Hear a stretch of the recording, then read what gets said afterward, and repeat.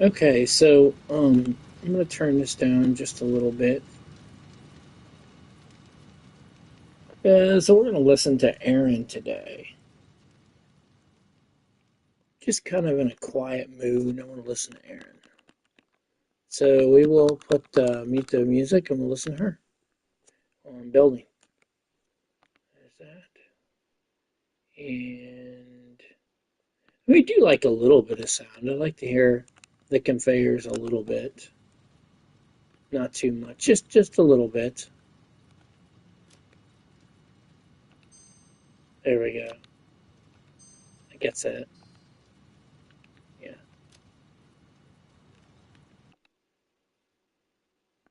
I need to finish the conveyor uh, system on this other side uh, of the coal generators. I gotta figure that all out and sort it out. Hopefully, you'll be able to hear. I'm gonna get it started here. Okay, ready?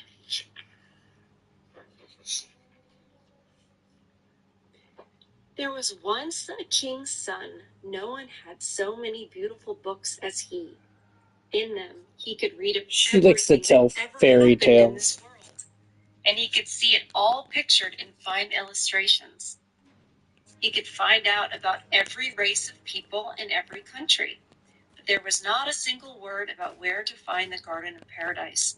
And this, just this, was the very thing that he thought most about. When he was still very young and was about to start his schooling, his grandmother had told him that each flower in the Garden of Paradise was made of the sweetest cake, and that the pistils were bottles full of finest wine. On one sort of flower, she told, history was written. On another, geography, or multiplication tables, so that one only had to eat cake to know one's lesson. And the more one ate, the more history, geography, or arithmetic one would know. At the time, he believed her. But when the boy grew older and more learned, and much wiser, he knew that the glories of the Garden of Paradise must be of a very different sort. Oh, why did Eve have to pick fruit from the tree of knowledge? And why did Adam eat what was forbidden him?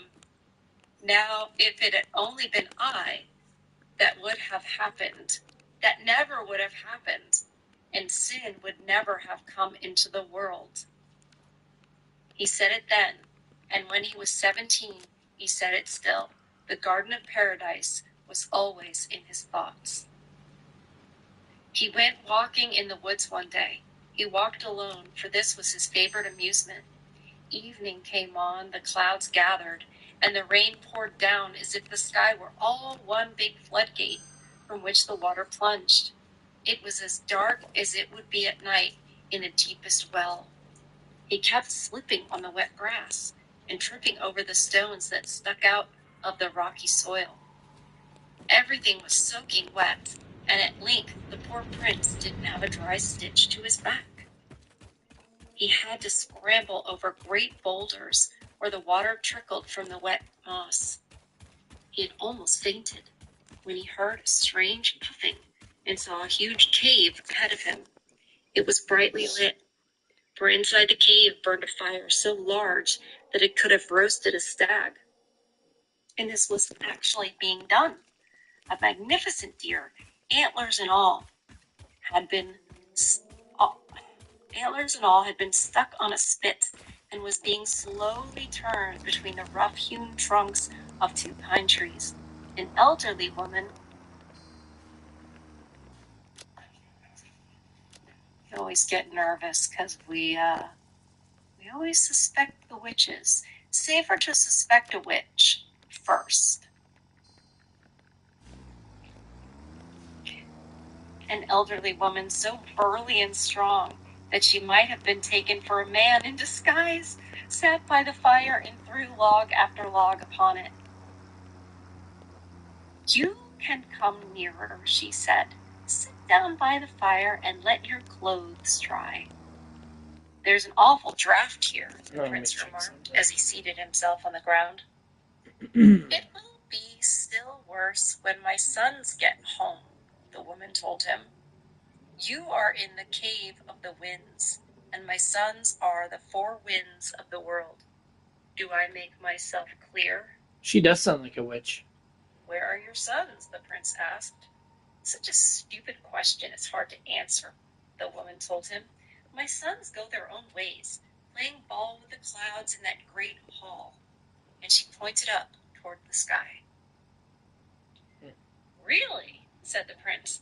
I notice that you have a rather forceful way of speaking, and are not as gentle as the women I usually see around me. I suppose they have nothing better to do. I have to be harsh to control those sons of mine.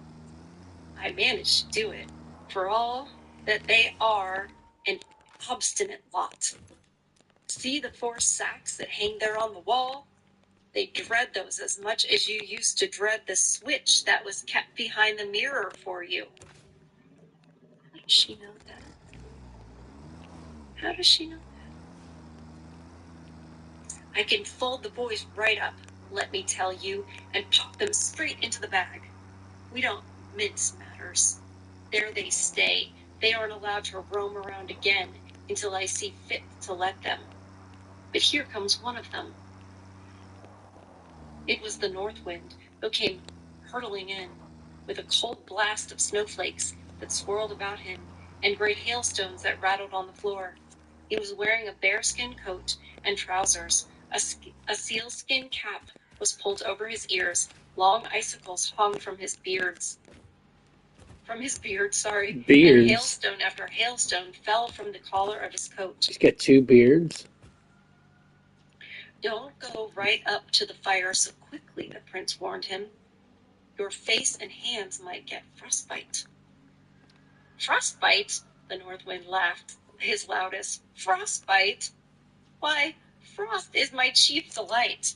But what sort of long leg are you? How do you come to be in the cave of the winds?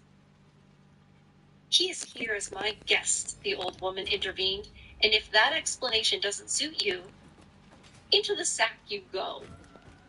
Do I make myself clear? She made herself clear enough.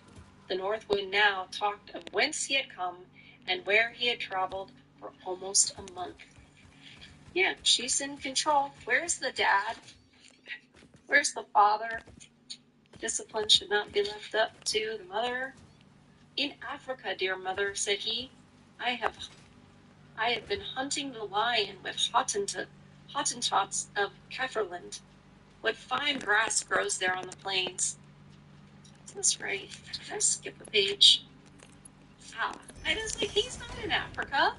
That's so silly. I'm like, huh? I come from the Arctic Sea, he told them. I have been on Bear Island with the Russian walrus hunters. I lay beside the helm and slept as they sailed from the North Cape. When I awoke from time to time, the storm bird circled about my knees. There's an odd bird for you. He gives a quick flap of his wings and then holds them perfectly still and rushes along at full speed. Don't be so long-winded, his mother told him. So you came from Bear Island? It's a wonderful place. There's a dancing floor for you, as flat as a platter. The surface of the island is all half-melted snow, little patches of moss, and outcropping rocks. Scattered about are bones of whales and polar bears, colored a moldy green and looking like the arms and legs of some giant. You'd have thought that the sun never shone there. I blew the fog away a bit so that the house could be seen. It was a hut built of wreckage and covered with walrus skins. The fleshy side turned outward and smeared with reds and greens. A live polar bear sat growling on the roof of it.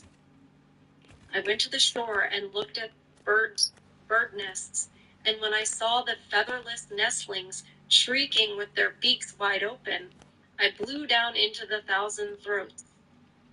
their 1,000 throats. That taught them to shut their mouths.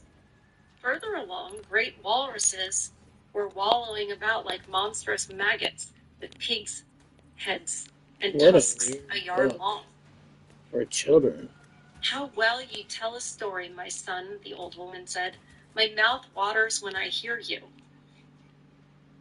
The hunt began. The harpoon was hurled into the walrus's breast, and a steaming blood stream spurted across the ice like a fountain. This reminded me of my own sport. I blew my sailing ships, those towering icebergs, against the boats until their timbers cracked. Ho! How the crew whistled and shouted, but I outwhistled them all. Overboard on the ice, they had to throw their dead walruses, their tackle, and even their sea chests. I shrouded them in snow and let them drift south with their broken boats and their booty alongside for a taste of the open sea. They won't ever come back to Bear Island. That was a wicked thing to do, said the mother of the winds. I'll let others tell of my good deeds, he said, but here comes my brother from the west. I like him best of all. He has a seafaring air about him and carries a refreshing touch of coolness wherever he goes. Okay. Is that little Zephyr? The prince asked. Of course it's Zephyr, the old woman replied, but he's not little. He was a nice boy once, but that was years ago. He looked like a savage, except that he wore a broad-brimmed hat to shield his face. In his hand he carried a mahogany bludgeon, cut in the mahogany forests of America. Nothing less would do. All right, so this is around 1830s. So think about that when Hans Christian Andersen is sort of speaking of the world. So we put it kind of in the 1830s world context. I don't want that. No. Read about Where have you come from? His mother asked. I come from the forest wilderness, he said, where the thorny vines make a fence between every tree, where the water snake lurks in the wet grass, and where people seem unnecessary. What were you doing there? I gazed into the deepest of rivers and saw how it rushed through the rapids and threw up a cloud of spray large enough to hold the rainbow. I saw a wild buffalo wading in the river, but it swept him away. He swam with a flock of wild ducks that flew up when the river went over a waterfall, but the buffalo had to plunge down in it. That amused me so much that he blew up a storm, which broke age-old trees into splinters. Haven't you done anything else? The old woman asked him. I turned somersaults across the plains. Tornadoes. Stroked the wild horses and shook coconuts down from the palm trees. Yes, indeed, I have tales worth telling, but one shouldn't tell all he knows. Isn't that right, old lady? Then he gave her such a kiss that it nearly knocked her over backwards. He was certainly a wild young fellow. Then the south wind arrived in a turban and a Bedouin's billowing robe. It's dreadfully cold in here, he cried, and threw more wood on the fire. I can tell that the north wind got here before me. It's hot enough to roast a polar bear here, the north wind protested. You are a polar bear yourself, the south wind said. Do you want to be put into the sack? The old woman asked. Sit down on that stone over there and tell me where you've been. In Africa, dear mother, said he. I have been hunting the lion with Hottentots of Kafferland. What fine grass grows there on the plains. It is as green as an olive. There danced the gnu, and the ostrich raced with me. But I am fleeter than he is. I went into the desert where the yellow sand is like the bottom of the sea. I met with a caravan where they were killing their last camel to get drinking water. I met with a caravan where they were killing their last camel to get drinking water. But it was little enough they got. The sun blazed overhead, and the sand scorched underfoot. The desert was unending. How do you get water from killing a camel? I think there's water in a camel. Water that the camel has drunk? Yeah, I know that's not important to the story. But that's interesting. Especially that if that happened, we have no idea. Like, the things we don't get taught. You know, sometimes you really have to pay attention to the things that you're not taught. And then go, but why? That's how you reverse engineer the propaganda. You don't just focus on what you were taught and how that was wrong, but you focus on, well, what did they not tell us? Mm-hmm. Because that's a lot, as we discover here. I rolled in the line loose in the fine loose sand and whirled it aloft in great columns. What a dance that was! You ought to have seen how despondently the dromedaries hunched up, and how the trader pulled his burnous over his head.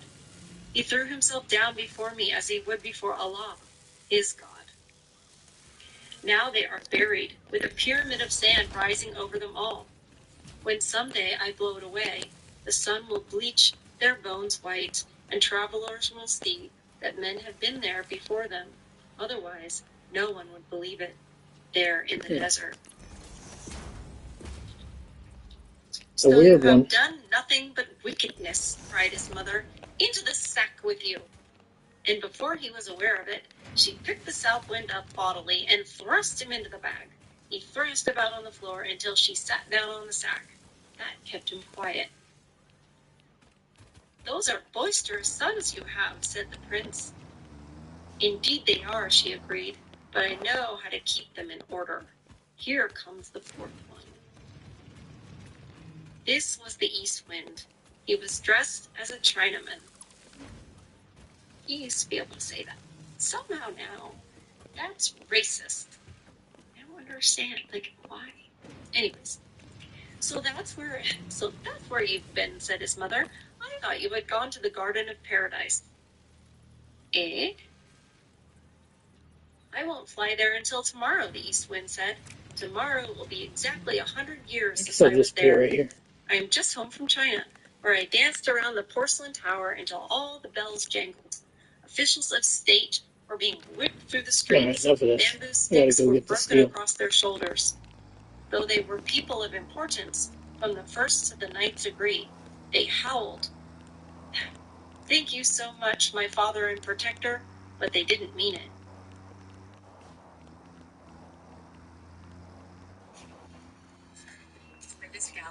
It says ad. Sorry, guys.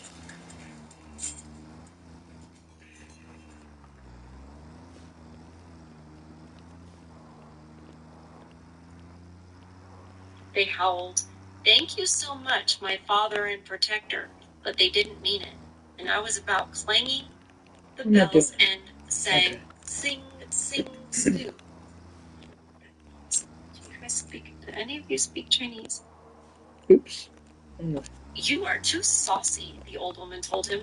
It's a lucky thing that you'll be off to the Garden of Paradise tomorrow, for it always has a good influence on you. Remember to drink deep out of the fountain of wisdom and bring back a little bottleful for me. I'll do that, said the east wind. But why have you popped my brother from the south into the sack? Let's have him out. He must tell me about the phoenix bird, because the princess of the Garden of Eden always asks me about that bird when I drop in on her every 100 years. Open up the sack, like my own sweet mother, and I'll give you 2 pockets full of tea, as green and fresh as it was when I picked it off the bush. Well, for the sake of the tea, and because you are my pet, I'll open the sack. She opened it up, and the south wind crawled out. But he looked very glum, because the prince, who was a stranger, had seen him humbled. Interesting. Here's a palm leaf fan for the princess, the south wind said. It was given to me by the old phoenix, who was the only one of his kind in the world.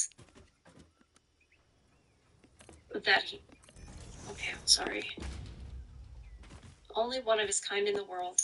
On it he scratched with his beak a history of 100 years that he lived, so she can read it herself. I watched the phoenix bird set fire to her nest and sat there while she burned to death. Just like a Hindu widow. What a crackling there was of dry twigs. That works. What smoke, and what a smell of smoldering. Finally, it all burst into flames, and the old phoenix was reduced to ashes, but her egg lay white hot in the blaze. With a great bang, it broke open, and the young phoenix flew out of it. Now he is the ruler over all the birds, and he is the only phoenix bird in all the world. As his greeting to the princess, he thrust a hole in the palm leaf I am giving you. Let's have a bite to eat, said the mother of the winds. As they sat down to eat the roasted stag, the prince took a place beside the east wind, and they soon became fast friends. Tell me, said the prince, who is this princess you've been talking so much about, and just where is the Garden of Eden? Aha, said the east wind, would you like to go there? Then fly with me tomorrow. I must warn you, though, no man has been there since Adam and Eve. You have read about them in the Bible? Surely, the prince said. And they were driven out. The Garden of Paradise sank deep into the earth, but it kept its warm sunlight, its refreshing air, and all of its glories. The Queen of the Fairies lives there on the island of the blessed, where death never comes, and where there is everlasting happiness. Sit on my back tomorrow, and I shall take you with me. I think it can be managed. But now, let's stop talking, for I want to sleep. And then they all went to sleep. When the prince awoke the next morning, it came as no small surprise to find himself high over the clouds. He was seated on the back of the east wind, who carefully held him safe. They were so far up in the sky that all the woods, fields, rivers, and lakes looked as if they were printed on a map spread beneath them. Good morning, said the east wind. You might just as well sleep a little longer. There's nothing very interesting in this flat land beneath us, unless you care to count churches. They stand out like chalk marks upon the green board. What he called the green board was all the fields and pastures. It was not very polite of me to have to leave without bidding your mother and brothers farewell, the prince said. That's excusable. When you leave in your sleep, the east wind told him as they flew on faster than ever. One could hear it in the treetops. All the leaves and branches rustled as they swept over the forest, and when they crossed over the lakes or over seas, the waves rose high, and tall ships bent low to the water as if they were drifting swans. As darkness gathered that evening, it was pleasant to see the great cities with their lights twinkling here and spreading there, just as when you burn a piece of paper and the sparks fly one after another. At this sight, the prince clapped his hands in delight, but the east wind advised him to stop it and to hold on tight, or he might fall and find himself stuck upon a church steeple. The eagle in the dark forest flew lightly, but the east wind flew more lightly still. The Cossack on his pony sped swiftly across the steppes, but the prince sped still more swiftly. Now, said the east wind, you can view the Himalayas, the highest mountains in Asia, and soon we shall reach the Garden of Paradise. They turned southward, where the air was sweet with flowers and spice. Figs and pomegranates grew wild, and on unattended vines grew red and blue clusters of grapes. They came down here, and both of them stretched out on the soft grass, where flowers nodded in the breeze as if to say, "Welcome back." Are we now in the Garden of Paradise? The prince asked. Oh no, said the east wind, but we shall come to it soon. Do you see that rocky cliff and the big cave where the vines hang in a wide curtain of greenery? That's the way we go. Wrap your coat well about you. Here the sun is scorching hot, but a few steps it is cold as ice. The bird that flies at the mouth of the cave has one wing in summery, and the other in summery, and the other in wintry air. So this is the way to the Garden of Paradise, said the prince as they entered the cave. Brrr, how frosty it was there. But not for long. The east wind spread his wings, and they shone like the brightest flames. But what a cave that was! Huge masses of rock, from which water was trickling, hung in fantastic shapes above them.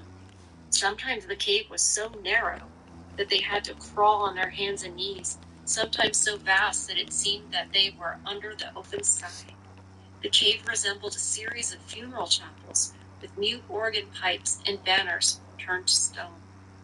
We are going to the Garden of Paradise through the gates of death, are we not? The prince asked. The Garden of Paradise through the gates of death. Interesting.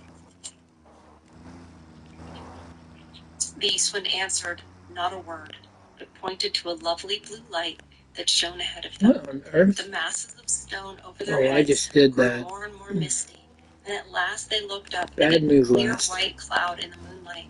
The air became delightfully clement, as fresh as it is in the hills, and as sweetly scented as it is among the roses that bloom in the valley.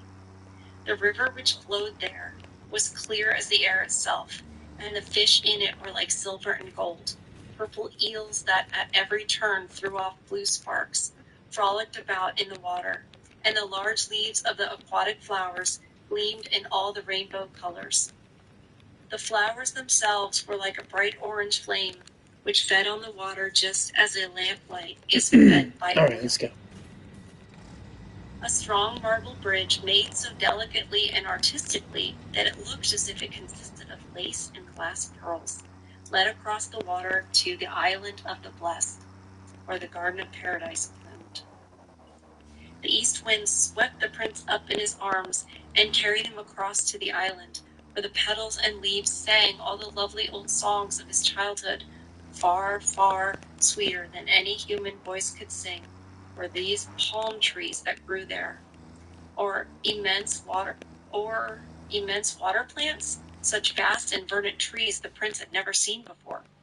The most marvelous climbing vines hung in garlands, such as are to be seen only in illuminated church books, painted in gold and bright colors in the margins or twined about the initial letters. Here was the oddest assortment of birds, flowers, and twisting vines. On the grass nearby, with their brilliantly starred tails spread wide, was a flock of peacocks, or so they seemed. But when the prince touched them, he found that these were not birds, they were plants. They were large burdock leaves that was as resplendent as a peacock's train. Lions and tigers leaped about, as lithe as cats, in the green shrubbery which the olive blossoms made so fragrant. The lions and tigers were quite tame, for the wild wood pigeon, which glistened like a lovely pearl, brushed the lion's mane with her wings, and the timid antelope stood by and tossed their heads as if they would like to join in their play. Then the fairy of the garden came to meet them. Her garments were as bright as the sun. I wonder when he's saying fairy, if it's an angel. Because that happened in another tale. We were talking about fairies, and I'm like, I think these are angels. I wonder if it's, it's supposedly the closest translation, etc. But did Hans Christian Andersen actually mean fairies, or did he mean angels? What do you guys think? Then the fairy of the garden came to meet them. Her garments were as bright as the sun, and her face was as cheerful as that of a happy mother who was well pleased with her child. She was so young and lovely, and the other pretty maidens who followed her each wore a shining star in their hair. When the east wind gave her the palm leaf message from the phoenix, her eyes sparkled with pleasure. I do realize that angels are, so maybe, anyway. She took the prince by his hand and led him into her palace, where the walls had the color of a perfect tulip petal held up to the sun. The ceiling was made of one great shining flower, and the longer one looked up, the deeper did the cup of it seem to be. The prince went to the window. As he glanced out through one of the panes, he saw the tree of knowledge What a with mess the I have here. serpent and Adam and Eve standing under it. I'm so excited. Weren't they driven out? He asked the fairy. Yeah, The they fairy twisted the smilingly scripture. explained to him that time had glazed a picture in each pane, but that these were not the usual sort of pictures. No, they had life in them. The leaves quivered on the trees, and the people came and went as in a mirror. You know, it's always funny how this happens. In the beginning of this video, I said, let's go back in time. I never say that. I don't know why. I felt like I needed to say that. And today I felt like we're going back in time, you know? I knew we were reading The Garden of Paradise, but I wasn't referring to that. I was referring to going back in time and learning the lessons. But now, like, we're going back in time, and now this prince is looking out a window and seeing like a freeze frame of a point in time when Adam and Eve were still in the garden. And it's like frozen with the tree and the serpent. And indeed, we are going back in time, and the prince is looking. We're looking back in time, aren't we? This is our window. This is our window pane. And we're reading, aka looking through that window pane at the prince who's looking through that window pane. It's a window pane within a window pane. I don't know. Maybe I don't know.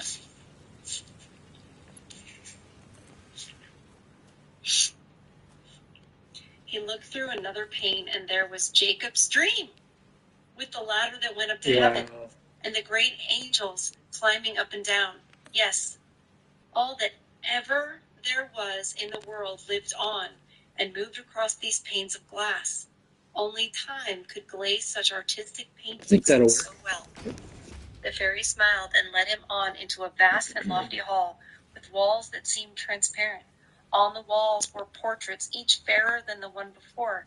These were millions of blessed souls, a happy choir which sang in perfect harmony.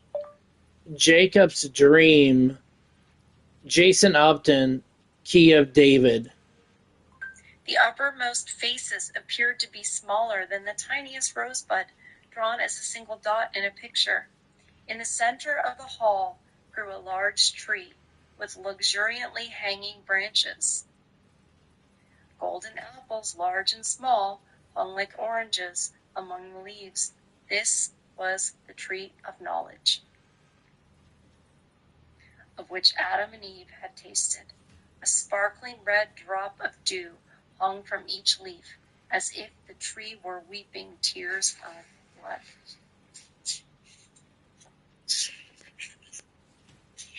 Now let us get into the boat the fairy proposed. There we will have some refreshments on the heaving water.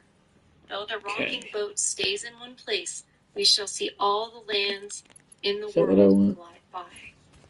Yeah, I think it's what I want. It was marvelous how the whole shore moved. Now the high snow-capped Alps went past, with their clouds and dark evergreen trees. The alpine horn was heard deep and melancholy, and the shepherds yodeled gaily in the valley.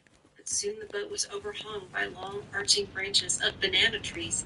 Jet black swans went swimming by, and the queerest animals and plants were to be seen along the banks. The queerest. This was New Holland. That's weird. And the fifth quarter of the globe that glided past with its blue hills in the distance. They heard the songs of the priests and saw the savages dance to the sound of drums and trumpets of bone. The cloud-tipped pyramids of Egypt, the fallen columns and sphinxes half buried in the sands, swept by The northern lights blazed over the glaciers around the pole in a display of fireworks that no one could imitate. The prince saw 100 times more than we can tell, and he was completely happy. May I always stay here, he asked. That is up to you, the fairy told him. Unless, as Adam It's did, looking you good. let yourself be tempted and do what is forbidden, you may stay here always. I won't touch the fruit on the tree of knowledge, the prince declared. Here are thousands of other fruits that are just as attractive. Wow, Look into your heart, and if you have not strength enough, go back with the east wind who brought you here. He is leaving soon and will not return for 100 years, which you will spend as quickly here as if they were 100 hours. But that is a long time to resist the temptation to sin. When I leave you every evening, I shall have to call, come with me, and hold out my hands to you, but you must stay behind. Do not follow me, or your desires will grow with every step. You will come into the hall where the tree of knowledge grows. I sleep under the arch of its sweet-smelling branches. If you lean over me, I shall have to smile. But if you kiss me on the mouth, this paradise will vanish deep into the earth, and you will lose it. So if he kisses the fairy on the mouth, no more garden of paradise. The cutting winds of the wasteland will blow about you. The cold rain will drip from your hair, and sorrow and toil will be your destiny. It's close. It's really close. I shall stay, the prince said. The east wind kissed his forehead. Be strong, he said, and in 100 years we shall meet here again. Farewell, farewell. Then the east wind spread its tremendous wings and flashed like lightning seen at harvest time, or like the northern lights in the winter cold. Farewell, farewell, the leaves and trees echoed the sound, as the storks and the pelicans flew with him to the end of the garden, in lines that were like ribbons streaming through the air. Now we will start our dances, the fairy said. When I have danced the last dance with you at sundown, you will see me hold out my hands to you and hear me call, come with me, but do not come. I can go right there. Every evening Let's for get rid of 100 this. years, I shall have to repeat this. Every time that you resist, your strength will grow, and at last you will not even think of yielding to temptation. This evening is the first time, so take warning. Isn't this so interesting? The fruit. American dentists are shocked with this new Sorry, guys. ultrasonic Stupid device, ad. and the problem starts. Was Eve's temptation. It wasn't the fruit. It was that she would know, right? She would be like God. But Not that fairy tale. this man's temptation is this fairy. It's a woman. Interesting. Oh, she's good. Sorry, Lola's being silly. Maybe like that? Interesting. Let's try that. And the fairy led him into a large hall of white, transparent lilies. The yellow stamens of each flower formed a small golden harp, which vibrated to the music of strings and flutes. Ooh. The loveliest maidens, floating in splendor, came dancing by, clad in such airy gauze that one could see how perfectly shaped they were. Uh-oh. It works. They sang of the happiness of life, they who would never die, and they sang that the garden of paradise would forever bloom. The sun went down, the sky turned to shining gold, and in its light the lilies took on the color of the loveliest roses. The prince drank the sparkling wine that the maidens offered him, and felt happier than he had ever been. He watched the background of the hall thrown open, and the tree of knowledge standing in a splendor which blinded his eyes. The song from the tree was as soft and lovely as his dear mother's voice, and it was as if she were saying, my child, my dearest child. The fairy then held out her hands to him and called most sweetly, follow me, oh, follow me. Forgetting his promise, oh my gosh. Forgetting his promise, forgetting everything, on the very first evening that she held out her hands and smiled, he ran toward her. The fragrant air around him became even more sweet. The music of the harp sounded even more lovely, and it seemed as though the millions of happy faces in the hall where the tree grew nodded to him and sang, "One must know all there is to know, for man is the Lord of the earth." Let's try this. And it seemed to him that the drops that fell from the tree of knowledge were no longer tears of blood, but What a red, mess. shining stars. It's working, but it's a mess. Yeah, it's all well and good, right? Sin feels real good. At the time, you're like, I think I made the right decision. This, quote, feels right. Yep. Of course it does. That's how it gets ya. That's how it gets ya. Follow me, the quivering voice still called. And at every step that the prince took, his cheeks flushed warmer and his pulse beat faster. "I cannot help it," he said. "This is no sin. It cannot be wicked to follow beauty and happiness. I must see her sleeping. No harm will be done if only I keep myself from kissing her. Sure. Let me get close. Let's just be close to this." What a mess this is. It's alright. It's working. I'm surprised it's working. "And I will not kiss her, for I am strong. I have a determined will." "Not so far." The fairy threw off her bright robe, parted the boughs, and was instantly hidden within them. "I have not sinned yet," said the prince, "and I shall not." He pushed the branches aside. There she lay, already asleep, lovely as only the fairy of the Garden of Paradise could be. She smiled in her sleep, but as he leaned over her, he saw tears trembling between her lashes.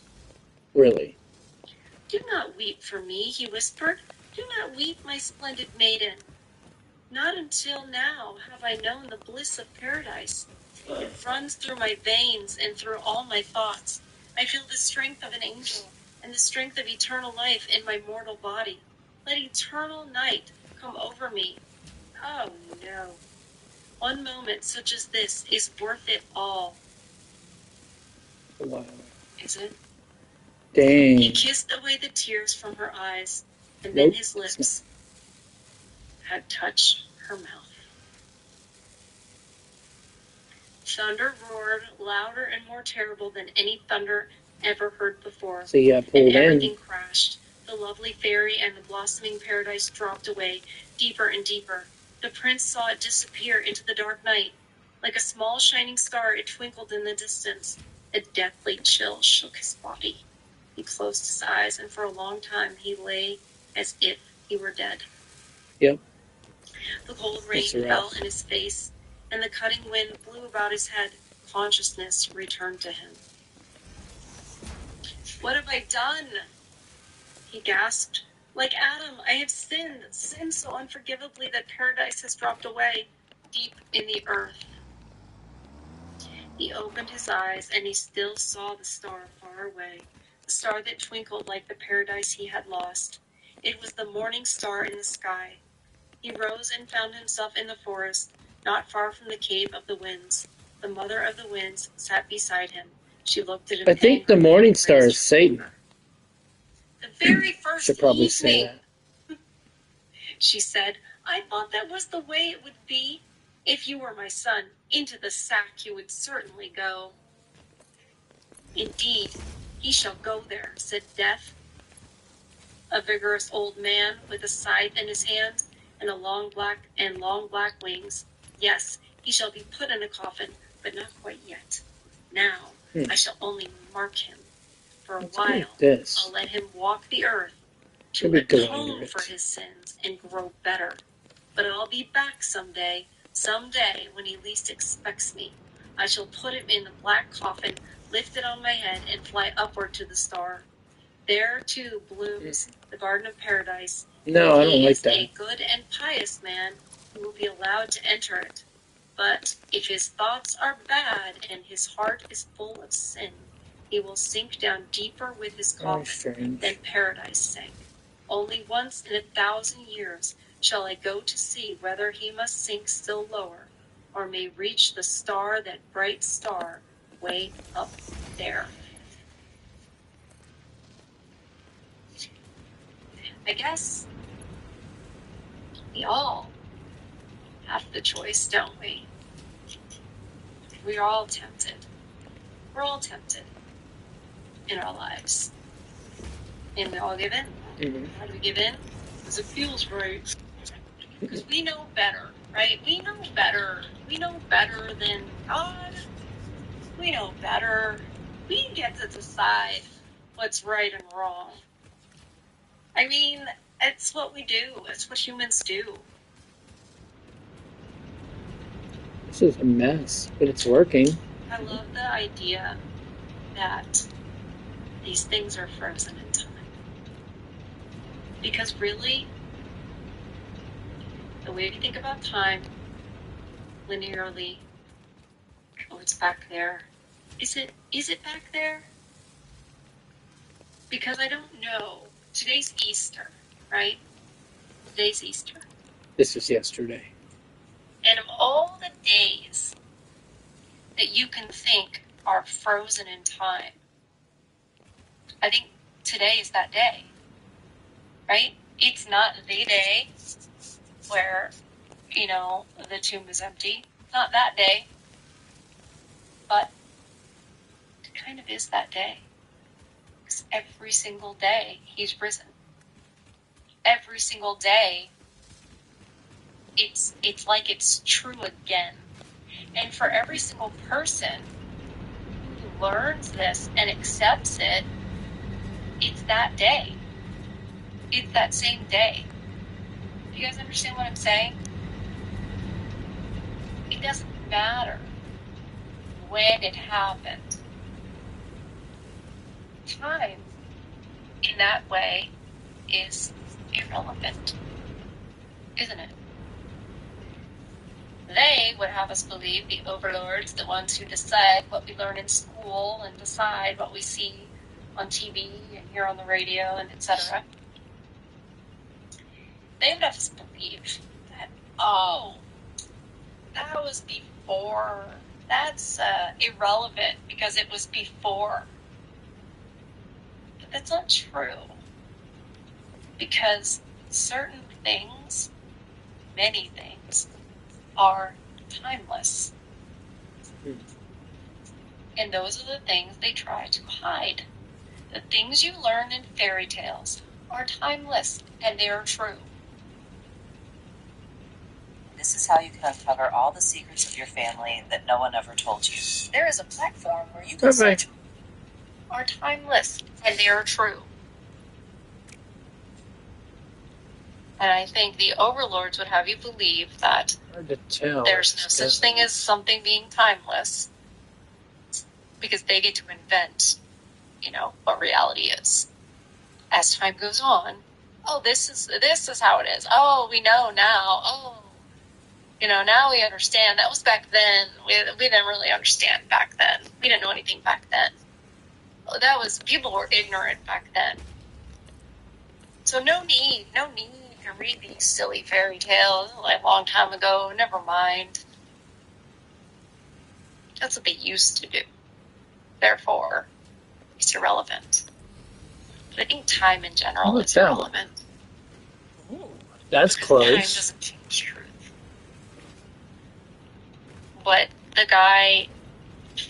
prince faced when he went to this Garden of Paradise. Is stupid. It's the same thing over and over and over again.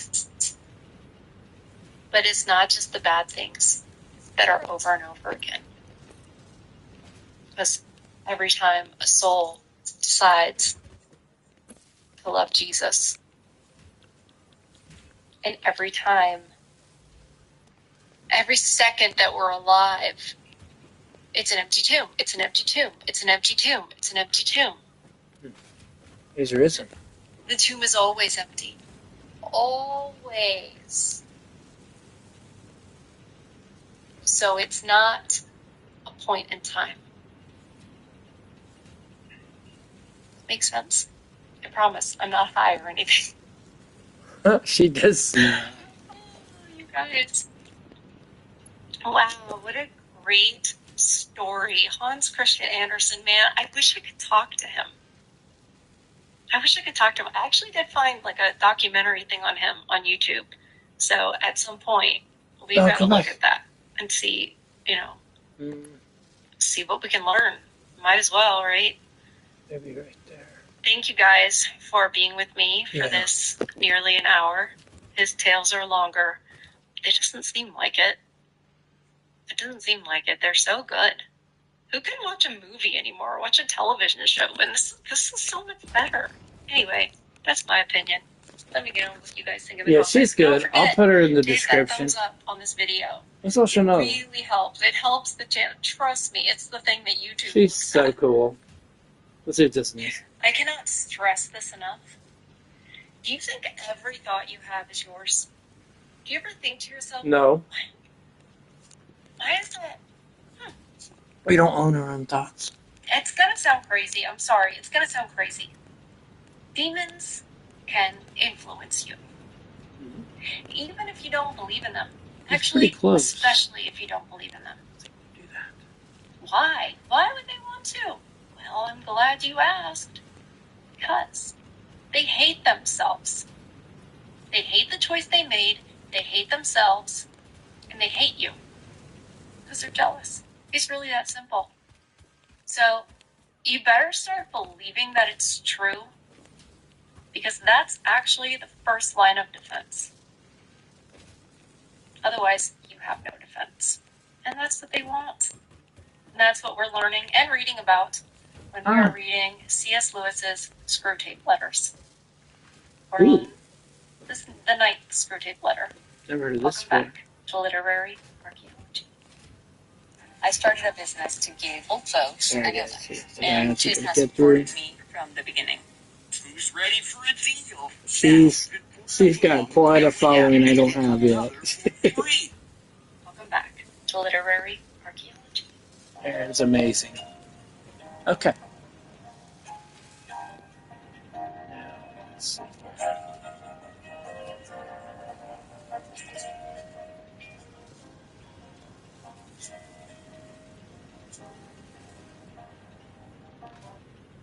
I used to not even say the word demon when I was little. I was too afraid to, because thankfully, one of the things my mom did right was teach me that you don't mess with that stuff. And so it's real, you don't mess with it. But you have to at least acknowledge it. And I did, but also you can't be afraid to fight back. So it's actually only been fairly recently that I'll even say that word. But I think it's because I understand now more what I'm dealing with. And speaking of which, before we get into the ninth Screwtape Letter, just want to show you a little bit more of Father Ripburger. He is probably the world's most renowned exorcist. And that's real too. I know you guys are like, oh, I don't think so. That's hogwash. It's like, why do you think it's hogwash? Who told you that? I don't know, the secular government. Yeah, we'll go to get to the story.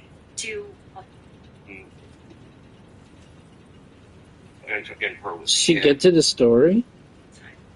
Okay, she gets to the story. Provide excellent opportunity.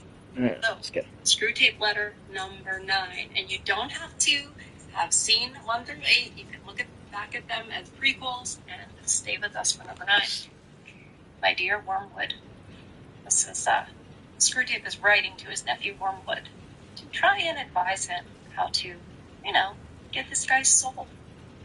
Dear Wormwood, I hope my last letter has convinced you that the trough of dullness or dryness through which your patient is going at present will not of itself give you his soul, but needs to be properly exploited. I may have to put him the over here. exploitation should take, will now. What forms the exploitation should take, I will now consider. In the first place, I have always found that the trough periods of the human undulation provide excellent opportunity for all sensual temptations, particularly those of sex.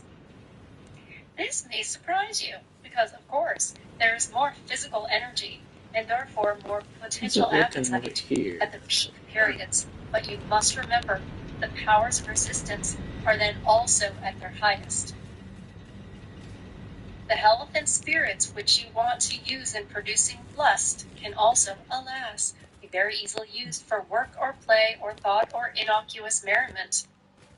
The attack has a much better chance of success when the man's whole inner world is drab and cold and empty. Ah, that's weird. All that porn on the internet, all of it.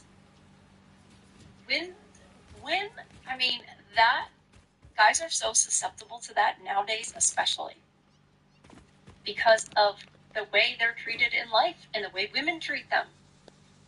So they're in that downward part of the undulation of our spirits, of our life. So that's when the corn industry gets you. Is like that. Sorry, just making sure Lola's not tearing down the studio.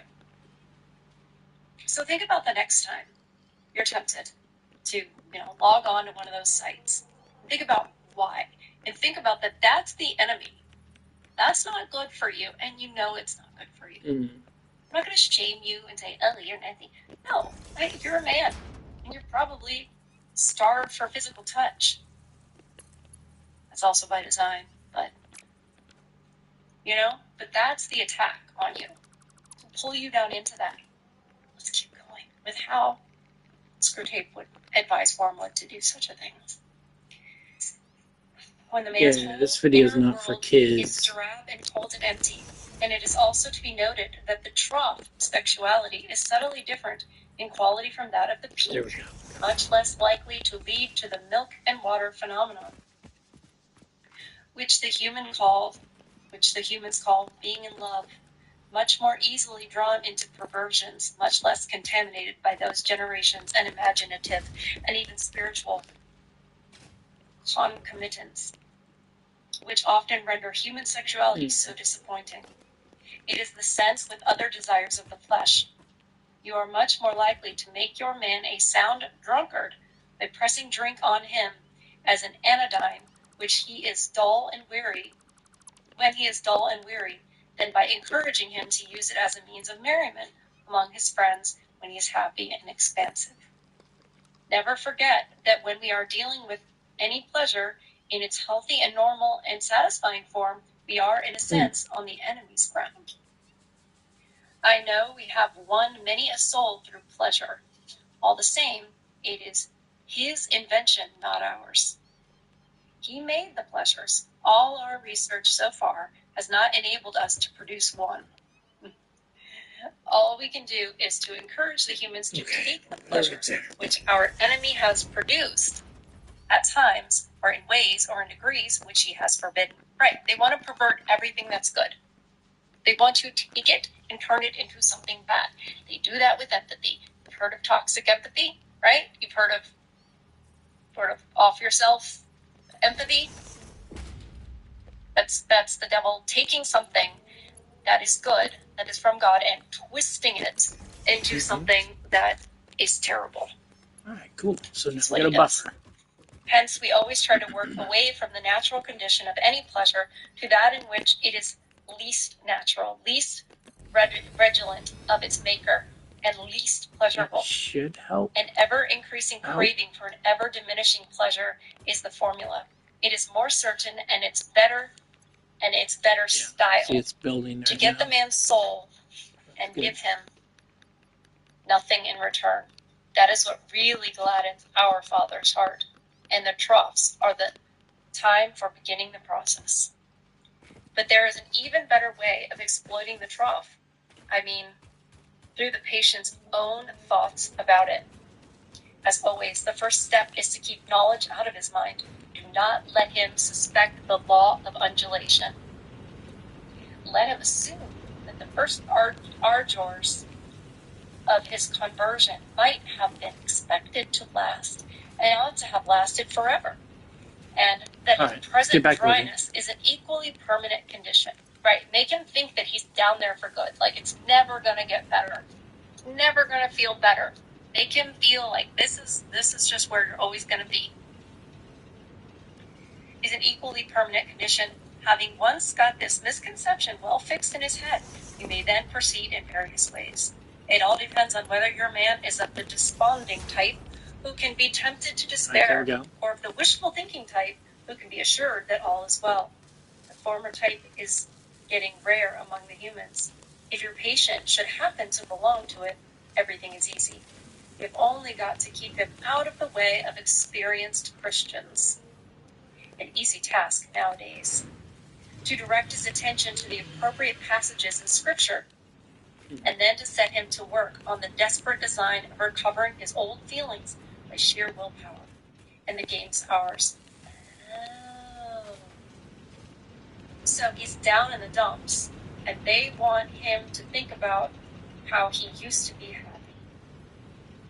Just pause on that for a second and see if that has happened to you. I mean, I think it's happened to all of us. I mean, like, we look back and go, oh, the good old days, right? We do it now as a group. Like, oh, man, it was so good in the 90s. Oh, we got to bring that back. We got to bring that back. I do it, too. Mm-hmm. Interesting. Let's keep going and see how that's a state that we get into where they're like, gotcha. It's a trap. Okay. What's that? To direct his attention to the appropriate passages in Scripture, and then to get him to work on the desperate design of recovering his old feelings by sheer willpower, and the game is ours. If he is of the more hopeful type, your job is to make him acquiesce in the present low temperature of the spirit, and gradually become content with it, persuading himself that it is not so low after all.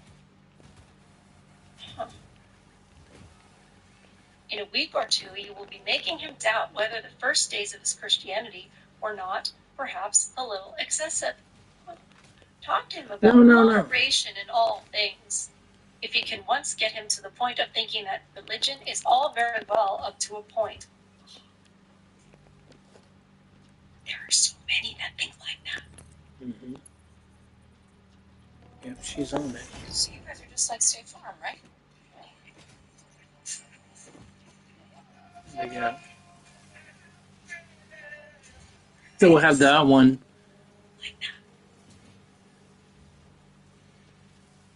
It's all very well up to a point. You can feel quite happy about his soul. A moderated religion is as good for us as no religion at all, and more amusing. Right? Wow.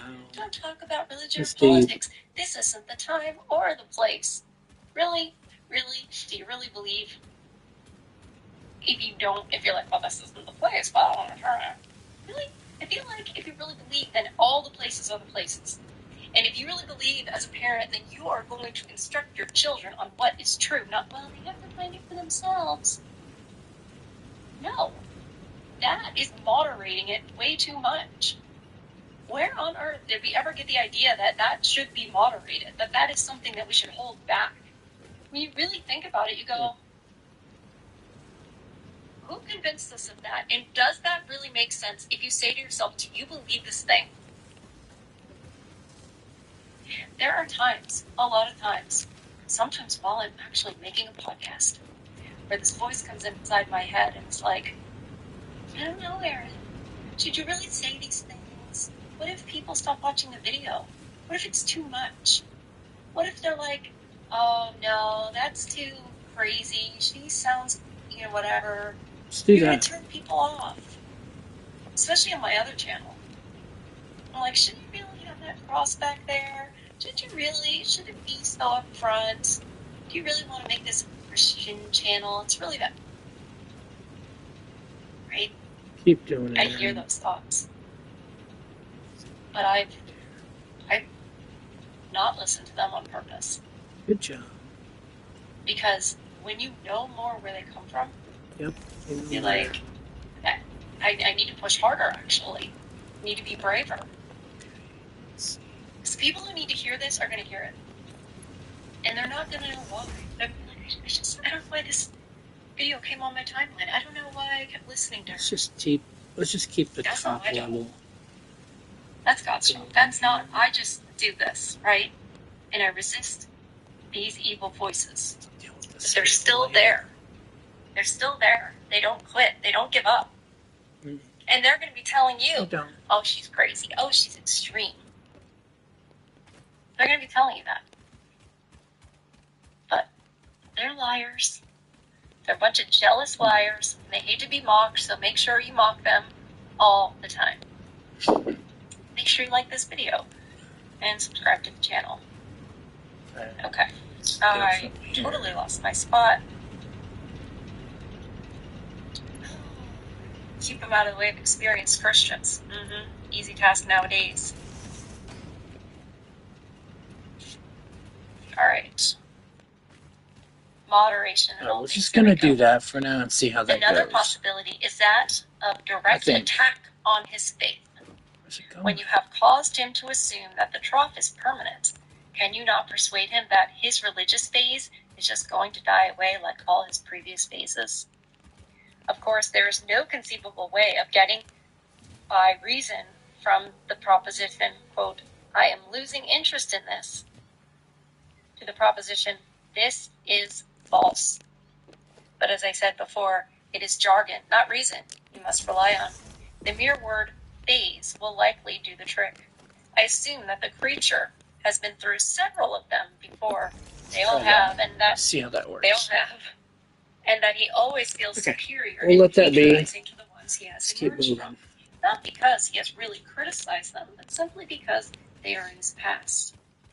You keep him well fed on hazy ideas of progress and development and historical point There of it view. is. I trust and give him lots of modern biographies to read. The people in them are always emerging from phases, aren't they? Right, because you're always progressing and learning new things, and we're better now than we were. We know more. We're more educated. Right. Educated by what? Opinion? You see the idea? Keep in mind off the plain antithesis between true and false. Nice, shadowy expressions. Have to pull him back a little phase. bit for it to work. I've been through all that. And don't forget the blessed word, adolescent. Your affectionate uncle, Screwtape. Well. Yep. That's an interesting one. It's just real. It's just true, and it's what they're doing, and they use all of these things to try to pull you away from what is good, true, and beautiful. That? Let's try that. Because they hate it, and they hate you. I'm gonna try it. And they trick you to thinking progress is a good thing. Think about what we're progressing towards. And think to yourself, is it good? I don't know that it is. Actually, I know it's not. So let me know in the comments if you've seen this in your own life. If you've Let's try that. Sort of had a thought come in your head. Yeah. It's yours. Let's do that. Pull you away from something good. Tell you not to say something, or not to believe something that is true and good and beautiful and definitely from God. So let me know what you guys think about this in the comments. Is this your second time reading the Screwtape letters? Is it different than the first time what around? The heck? Did you read it a little longer ago, where it was like maybe it's that? The landscape of the world looked different? 20 years ago it wasn't as obvious as it is now. Let me know in the comments. This is your first time? Let me know. If you've never heard of them before this, let me know. Because I think that it's supposed to be that we've never heard of it. Maybe. I don't think they want you reading it. Of course they don't. Evil wants you to think that evil is not real. Make sure, in all of this, one of the best ways you can fight back is to protect your peace, feed your souls. I love you guys. I'll see you on the next one.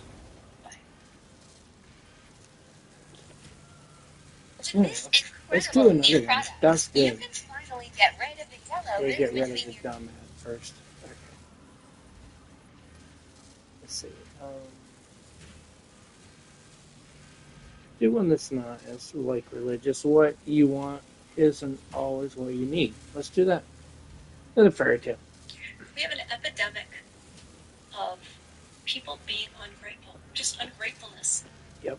We live in the West in the most plentiful time in history. Food, shelter. We have a little machine, a little dial in my living room that I can choose the exact temperature that I want it to be. We never think about that. Wait. Until it breaks. And we harp on that. This is a theme that if you notice it, it can change your perspective entirely. People are more and more on mental health medications. And there's despair and nihilism and everything. Obviously, we know why. There's plenty of reasons. But what about the reasons to be grateful? For the fairy tale that we're reading today, we're doing the second part, because it's long, of the Galoshes of Fortune. And it touches upon that very thing. And you have to ask yourself, are themes like this the reason why Hans Christian Andersen just kind of fell by the wayside as far as being something we bred to our children to instill these values, these lessons? Because at the end of the day, aren't fairy tales just parables in a way? Parables to show you what virtue looks like and how to behave. Some of it's And not it's good, for our though. own good. It's not just a bunch of rules. But anyway, so we're going to get back into it today. Welcome back to Literary Archaeology.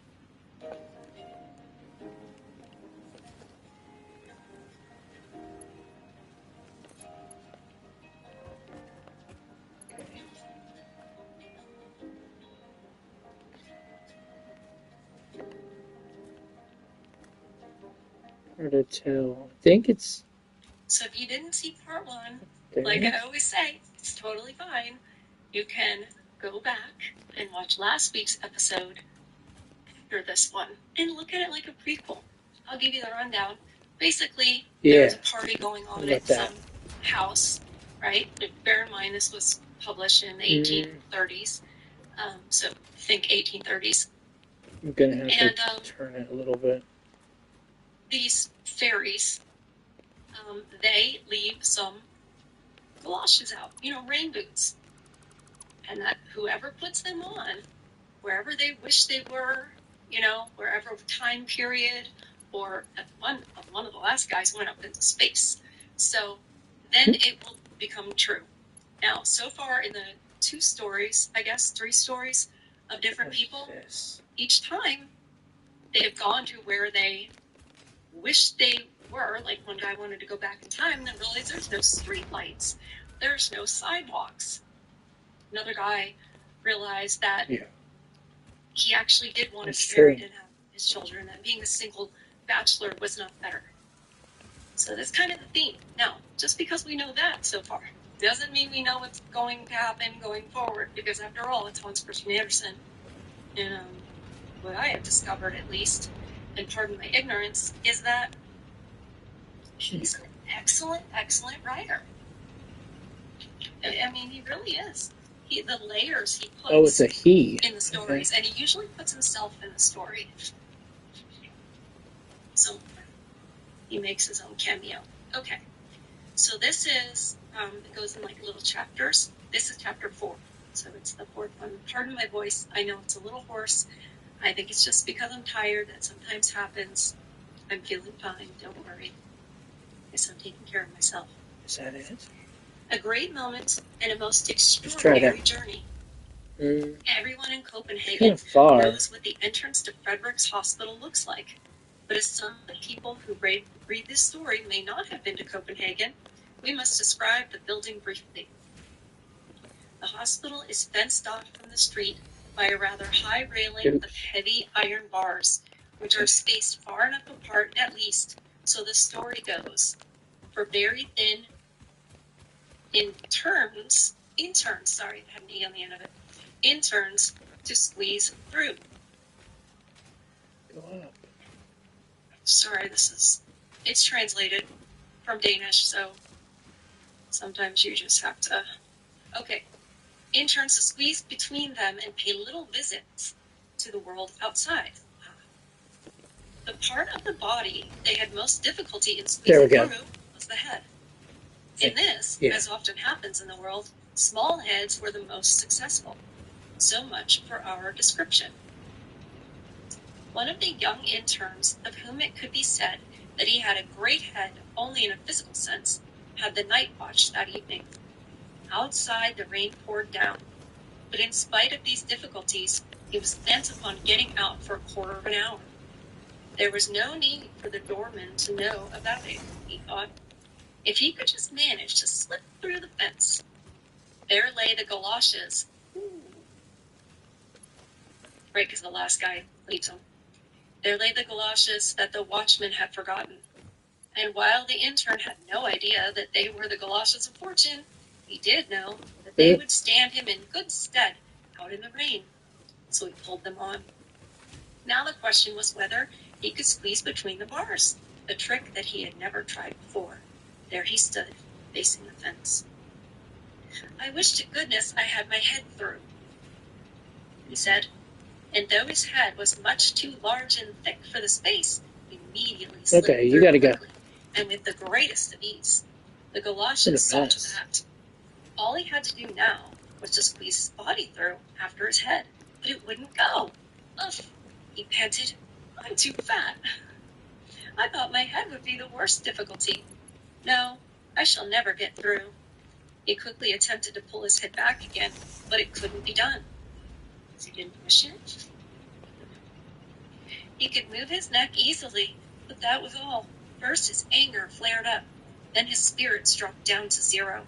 The galoshes of fortune had gotten into a terrible fix, and unluckily it did not occur to him to wish his way out of it.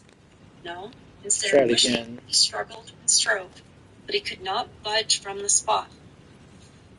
The rain poured down, not a soul could be seen in the street, and he could not reach the bell by the gate. How could he ever get free? He was certain he would have to stay there till morning, and that they would have to send for a blacksmith to file through the iron bars. It would take time. All the boys in the school across the way would be up and about, and the entire population of Nyboder, where all the sailors lived, would turn out for the fun crowd. Sorry, I skipped a line. For the fun of seeing that man in a pillory. Why, he would draw a bigger crowd than the one that went to see the championship wrestling matches last year. He panted. The blood's rushing to my head. I'm going mad. Yes, I'm going mad. Oh, if I only were free again and out of this fix, then I would be all right again. This was what he ought to have said in the first place. No sooner had he said it than his head came free, and he dashed indoors, still bewildered by the fright that the galoshes of fortune had given him. But don't think that this was the end of it. No, the worst was yet to come. The night went by, and the next day passed, but nobody came for the galoshes. That evening, there was to be a performance at the little theater in Kaniki Street. The house was packed, and in the audience was our friend, the intern. Apparently, none the worse for his adventure of the night before. He had again put on the galoshes. After all, no one had claimed them, and the streets were so muddy that he thought they would stand him in good stead. At the theater, a new sketch was presented. It was called My Grandmother's Spectacles, and it had to do with a pair of eyeglasses which enabled anyone who wore them to read the future from people's faces, just as a fortune teller reads it from cards. The idea occupied his mind very much. He would like to own such a pair of spectacles. Properly used, they might enable one to see into people's hearts. This, he thought, would be far more interesting than to foresee what would happen next year. Future events would be known in due time, but no one would ever know the secrets that lie in people's hearts. And that's for God to know only. Look at those ladies and gentlemen in the front row, he said to himself. If I could see straight into their hearts, what stores of things, what great shops full of goods would I behold? And how my eyes would rove about those shops. In every feminine heart, no doubt, I should find a complete millinery establishment. There sits one whose shop is empty, but a good cleaning would do it no harm.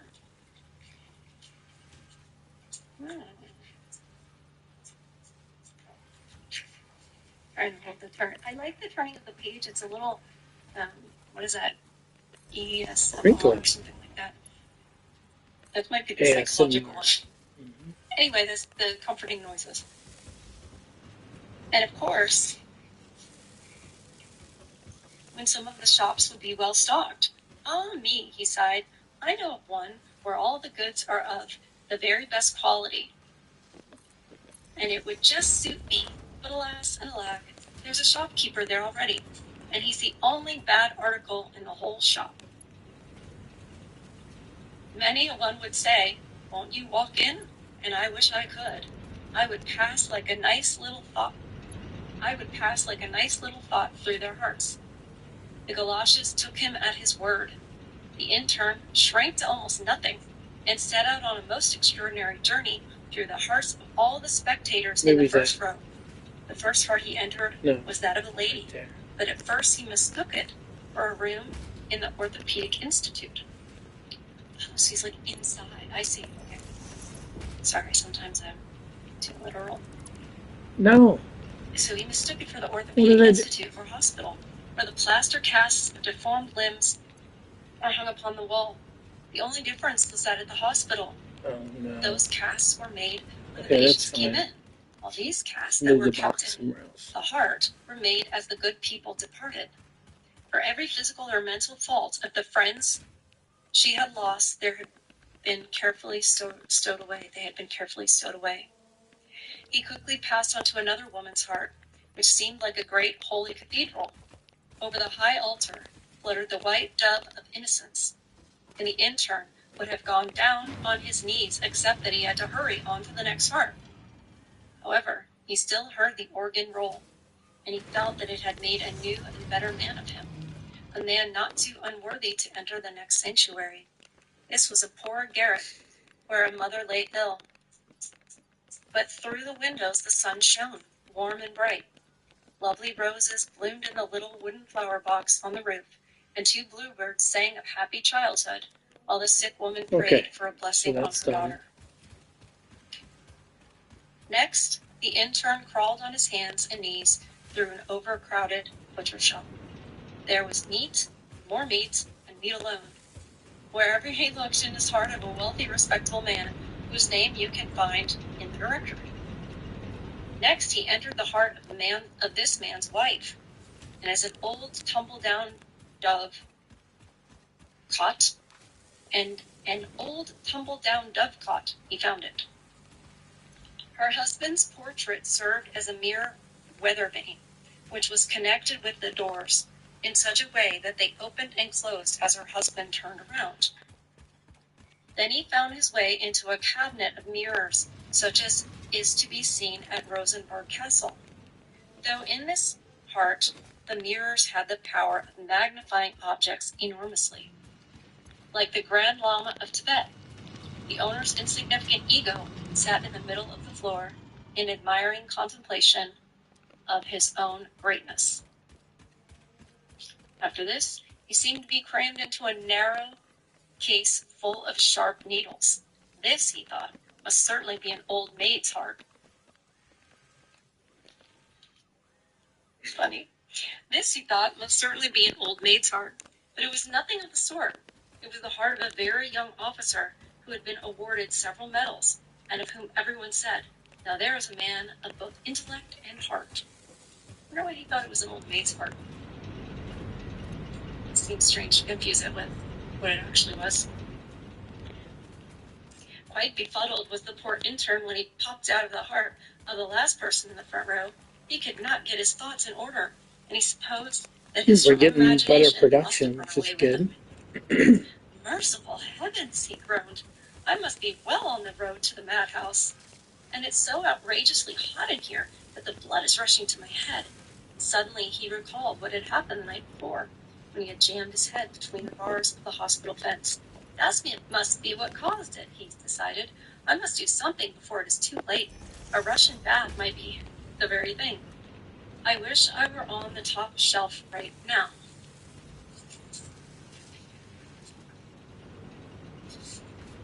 No sooner said than there he lay on the top shelf of the steam bath.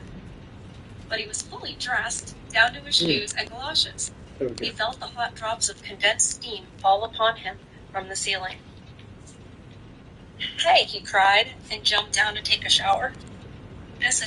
The attendant cried out too when he caught sight of a fully dressed man in the steam room. However, the intern had enough sense to pull himself together and whisper, I'm just doing this because of a bet.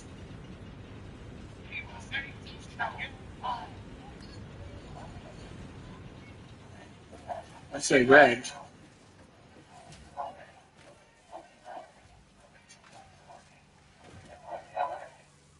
Oh, sorry. That's a double ad. There's nothing to do about it.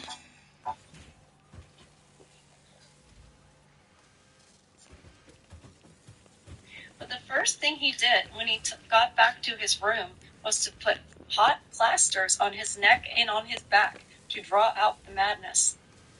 Next morning, he had a blistered back, and that was all he got out of the galoshes of fortune. So he went and looked in everybody's hearts, and then his brain was all confused. And for what? Mind your own business. Mm-hmm. You know, deal with your own stuff in your own heart. Yep. And don't go needing to wander into the other people's hearts. No?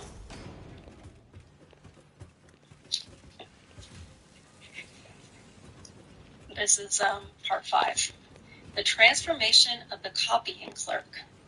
The watchman, you remember him, happened to remember those galoshes he had found, and that he must have been wearing them when they took his body to the hospital. He came by for them, and as neither the lieutenant nor anyone else in East Street laid claim to them, he turned them in at the police station. They look exactly like my own galoshes, one of the copying clerks at the police station said, as he set the ownerless galoshes down beside his own. Not even a shoemaker could tell one pair from the other. Mr. Copying Clerk, said a policeman who brought him some papers.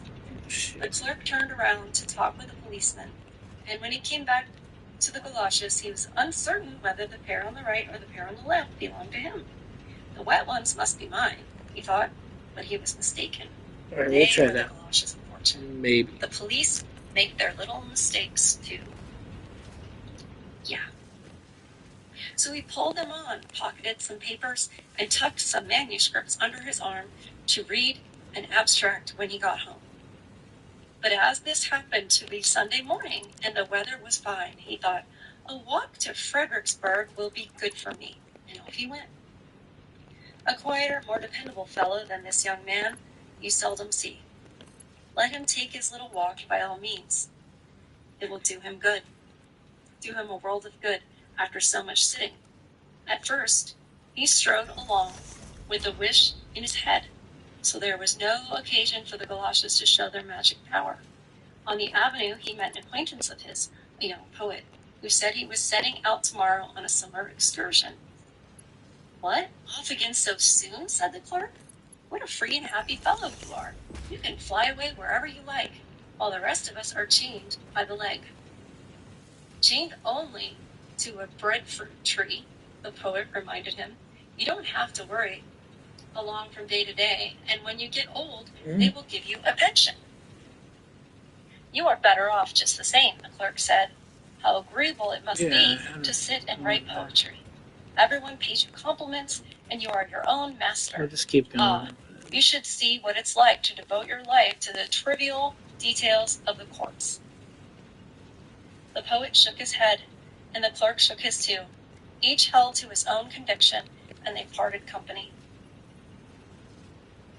They are a queer race, those poets, thought the clerk. I should like to try my hand at their trade, to turn poet myself. I'm sure I would never write such melancholy stuff as most of them do. What a splendid spring day this is, a day fit for a poet.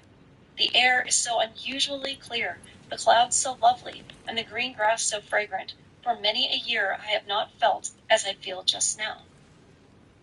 Already, you could tell that he had turned poet.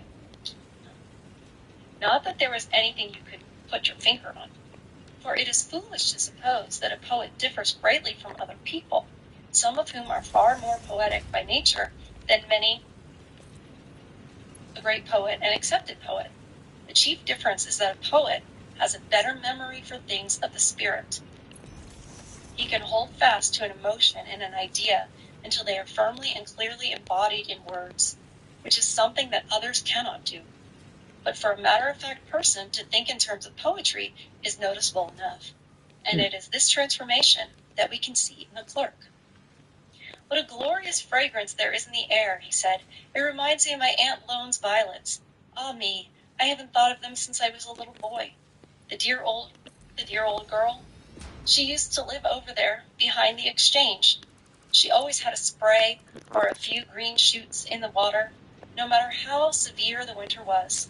I'd smell those violets even when I was... It's a big, big book. Even when I was putting hot pennies against the frozen window pane to make peepholes. Pennies? What a view that was! Ships frozen tight in the canal, deserted by their crew, and a shrieking crow the only living creature aboard them. But when the springtime breezes blew, the scene turned lively again. There were shouts and laughter as the ice was sawed away. Okay, that's what it is. Freshly tarred and rigged, the ships sailed off for distant lands. I stayed here, and I must forever stay here, sitting in the police office, I don't know, where wasting others my come time for on their this call. passports to foreign countries. Just Yes, therapeutic, that's my I guess. Lord. Oh, yes, he said, and heaved a sigh. Then he stopped abruptly. Great heavens, what's come over me? I never thought or felt like this before. It must be spring air. It is as frightening as it is pleasant. He fumbled among the papers in his pockets. These will give me something else to think about, he said, as he glanced at the first page. Lady Sigbrit, an original tragedy in 5 acts. He read. Why, what's this? It's in my own handwriting, too. Have I written a tragedy? The Intrigue on the Ramparts, or The Great Fast Day, a vaudeville. Where did that come from? Someone must have slipped it in my pocket. And here's a letter. It was from the board of directors of the theater, who rejected his plays, and the letter was anything but politely phrased. Ahem, said the copying clerk as he sat down on a bench. His thoughts were lively and his heart sensitive. He plucked a flower at random, an ordinary little daisy. What the professor of botany requires several lectures to explain to us, this flower told in a moment. It told of the mystery of birth, and of the power of the sunlight which opened those delicate leaves and gave them their fragrance. This made him think of the battle of life, which arouses emotions within us in similar fashion. Air and light are the flower's lovers, but light is her favorite. Toward it the flower is ever turning, and only when the light is gone does she fold her petals and sleep in the air's embrace. It is the light that makes me lovely, the flower said. But, the poet's voice whispered, the air enables you to breathe. Not far away, a boy was splashing in a muddy ditch with his stick. As the water flew up among the green branches, the clerk thought of the innumerable microscopic creatures in the splashing drops. For them to be splashed so high was as if he were to be tossed up into the clouds. As the clerk thought of these things and of the great change that had come over him, he smiled and said, I must be asleep and dreaming. It's marvelous to be able to dream so naturally, and yet to know all along that this is a dream. I hope I can recall every bit of it tomorrow when I wake up. I seem to feel unusually exhilarated, how clearly I understand things and how wide awake I feel. But I know that if I recall my dream, it will only be a lot of nonsense, as has happened to me so often before. All those brilliant and clever remarks one makes and one hears in his dreams are like the gold pieces that goblins store underground. When one gets them, they are rich and shining, but seen in the daylight, When one gets them, they are rich and shining, but seen in the daylight, they are nothing but rocks and dry leaves. Ah me, he sighed, as he sadly watched the singing birds flit merrily from branch to branch. They are so much better off than I. Flying is a noble art, and lucky is he who is born with wings. Yes, if I could change into anything I liked, I would turn into a little lark. In a trice, his coat tails and sleeves grew together as wings, his clothes turned into feathers, and his galoshes became claws. He noticed the change clearly, and laughed to himself. Now, he said, I know I'm dreaming, but I never had a dream as silly as this one. Up he flew and sang among the branches, but there was no poetry in his song, for he was no longer a poet. Like anyone who does a thoroughgoing job of it, the galoshes could only do one thing at a time. When he wished to be a poet he became. Then he wanted to be a little bird. Almost to 1,000 Nothing he had lost megawatts. the previous character. Isn't bad. This is most amusing, he said. In the daytime, I sit in the police office, surrounded by the most matter-of-fact legal papers, but by night, I can dream that I'm a lark flying about in the Fredericksburg garden. What fine material this would make for a popular comedy. He flew down on a Seriously? turning his head and pecking at the waving grass blades. In proportion to his own size, they seemed as large as the palm branches in North Africa. But this lasted only a moment. Then everything turned black, and it seemed as if some huge object had dropped over him. This is a big cap that a boy from Nyboder had thrown over the bird. A hand was thrust in. It's big book. Okay, so he's in a cap. See. The boy caught him. Now he's reaching his hand inside.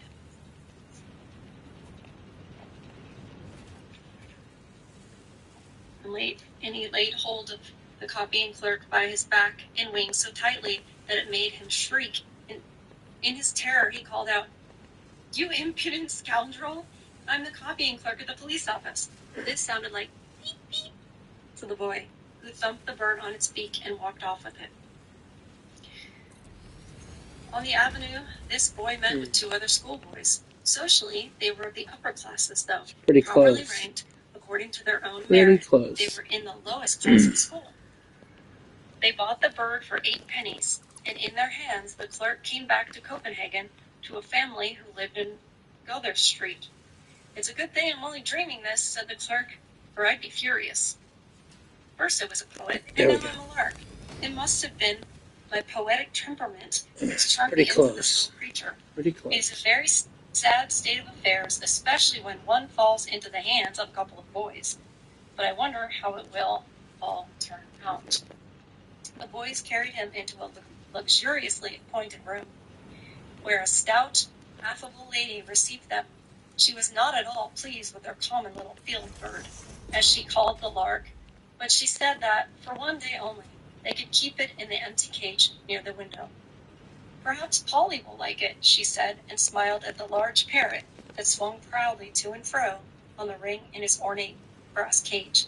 "It's Polly's birthday," she said, like a simpleton. The little field bird wants to congratulate him. Women having birthdays for their pets. All the way back in the 1830s. Okay.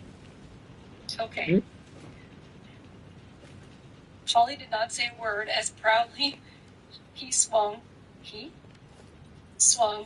back and forth, but a pretty canary bird who had been brought here last summer from his warm, sweet-scented homeland began to sing at the top of his voice.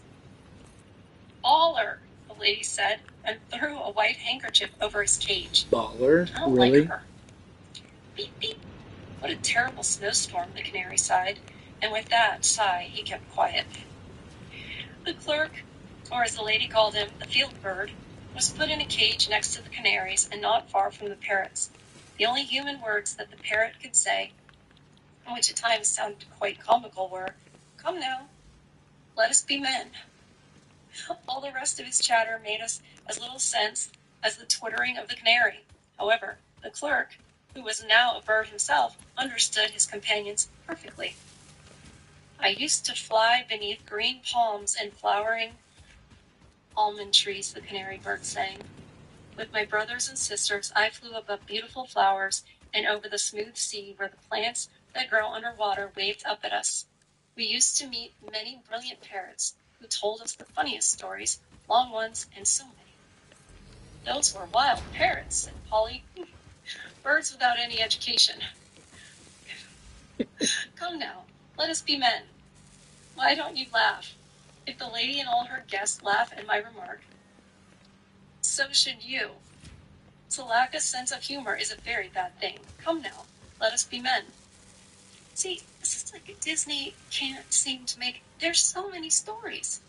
And if they would tell them the way they were written, all right, then we might have kept our culture. Oops, I forgot why they bury this.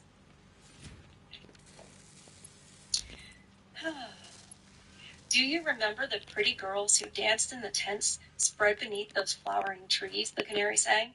"Do you remember those delicious sweet fruits and the cool juice of the wild plants?" "Why, yes," said the parrot, "but I am much better off here, where I get the best of food and intimate treatment. I know that I am a clever bird, and that's enough for me. Come now, let us be men. You have the soul of a poet, as they call it. You have the soul of a poet, as they call it, and I have sound knowledge and wit. You have genius, but no discretion. You burst into that shrill, spontaneous song of yours. That's why people cover you up. They don't ever treat me like that. No, I have cost them a lot. And, what is more imposing, my beak and my wits are sharp. Come now, let us be men." Very strange. "Oh, my warm, flowery homeland," said the canary, "I shall sing of your deep green trees and your quiet inlets, where the down-hanging branches kiss the clear mirror of the waters. I shall sing of my resplendent brothers and sisters who rejoice as they hover over the cups of water in the cactus plants that thrive in the desert." "Kindly stop your whimpering tunes," the parrot said. "Sing something to make us laugh. Laughter is a sign of the loftiest intellectual development. Can a dog or a horse laugh? No. They can cry, but as for laughter, that is given to mankind alone." Find your perfect tax expert. Whatever your tax Oops, situation I might got be. an ad.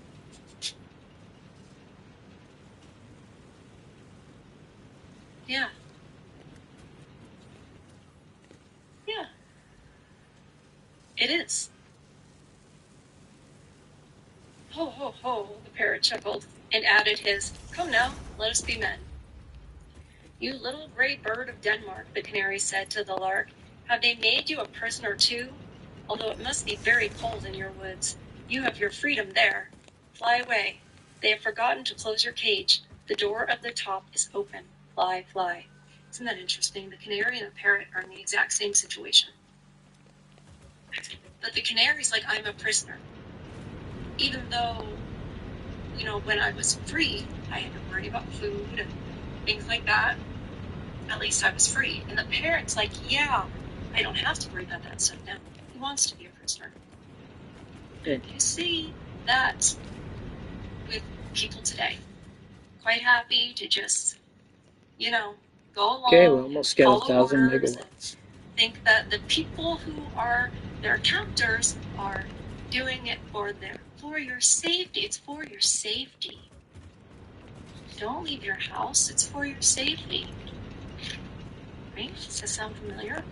One of them, the canary, did not trust the science. The parrot trusts the science. So we're starting Let's to see get to it now. what the lark is Okay. going to do. Without pausing to think, the See, clerk is did extra as he going in was there? told. Yeah, it is. It's going in there. A jiffy he was Cool. out of the cage. In a jiffy he was out of the cage. But just as he escaped from his prison, the half-open door leading into the next room began to creak. Stealthily, with green, shining eyes, the house cat pounced in and gave chase to him. The canary fluttered in his cage. The parrot flapped his wings and called out, "Come now, let us be men." The dreadfully frightened clerk flew out of the window and away over the streets and houses until at last he had to stop to rest. That house across the street looked familiar. He flew in through one of its open windows. As he perched on the table, he found that he was in his own room. "Come now, let us be men," he blurted out in spontaneous mockery of the parrot. Strange. Instantly, he resumed the body of the copying clerk, who sat there perched on the table. I didn't see that coming. Did not see that coming. "How in the name of heaven," he said, "do I happen to be sleeping here? And what a disturbing dream I've had. All nonsense from beginning to end." Oh, Okay. stuff Part in 6. The best that the galoshes brought. Early the next morning, before the clerk was out of bed, someone tapped on his door. In marched his neighbor, a young theological student who lived on the same floor. "Lend me your galoshes," he requested.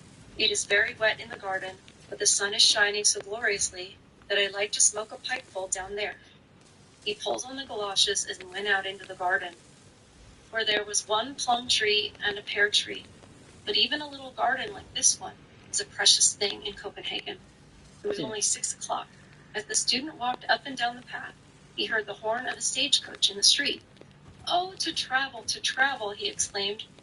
"That's the most pleasant thing in the world. It's the great goal of all my dreams. If only I could travel, I'm sure that this restlessness within me would be stilled.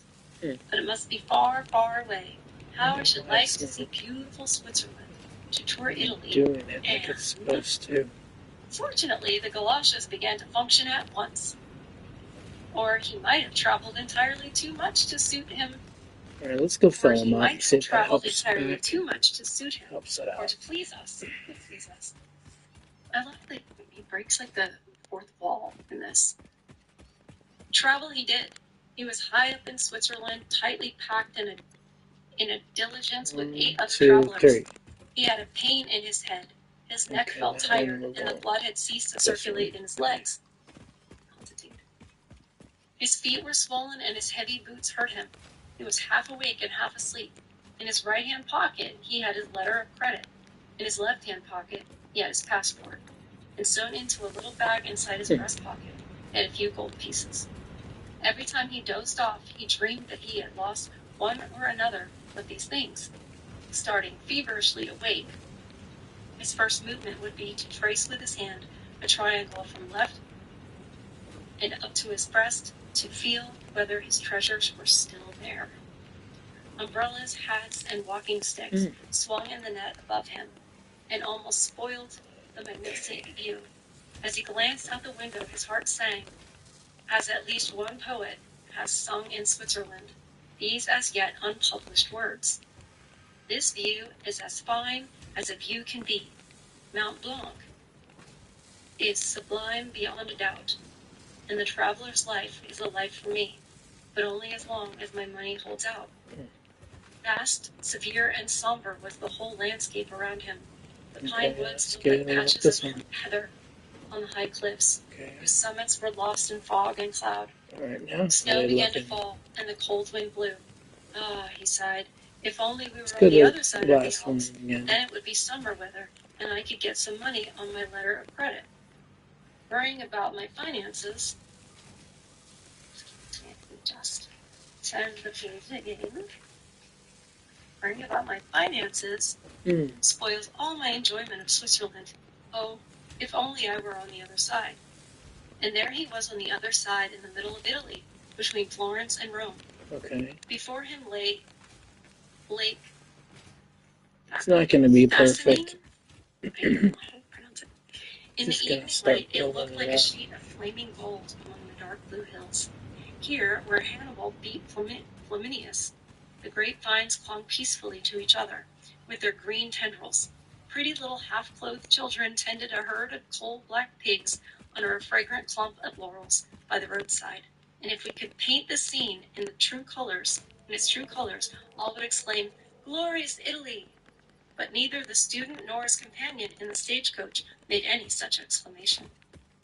Poisonous flies and gnats swarmed into the coach by thousands.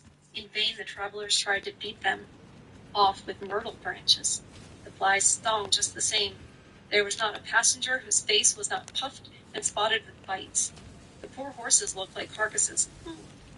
The flies made life miserable for them, and it only brought them a momentary relief when the coachman got down and scraped off the swarms of the insects that settled upon them. Once the sun went down, an icy chill fell upon everything. It wasn't at all pleasant. However, the hills and clouds took on that wonderful green tint, Bad. so far, so clear, and so Starting to shiny. catch up, I guess. Yes, go and see for yourself. That is far better than to read about it. It was a lovely sight, and the travelers thought so too. But their stomachs were empty, their bodies exhausted, and every thought in their heads was directed towards a lodging for the night. But where would they lodge?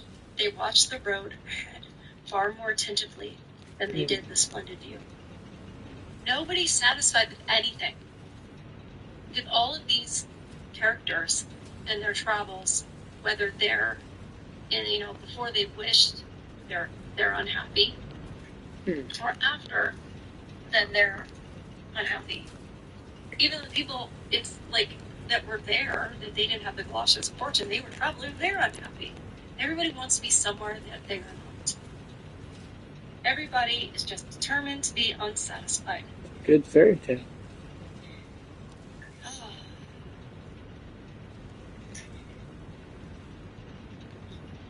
They watched the road ahead far more attentively than they did the splendid view. The road ran through an olive grove, and the student could fancy that he was at home, passing through a wood of gnarled willow trees, and here stood a lonely inn. A band of crippled beggars were camping outside, and the liveliest among them looked like the eldest son of There we Erin, go. who had just come of age.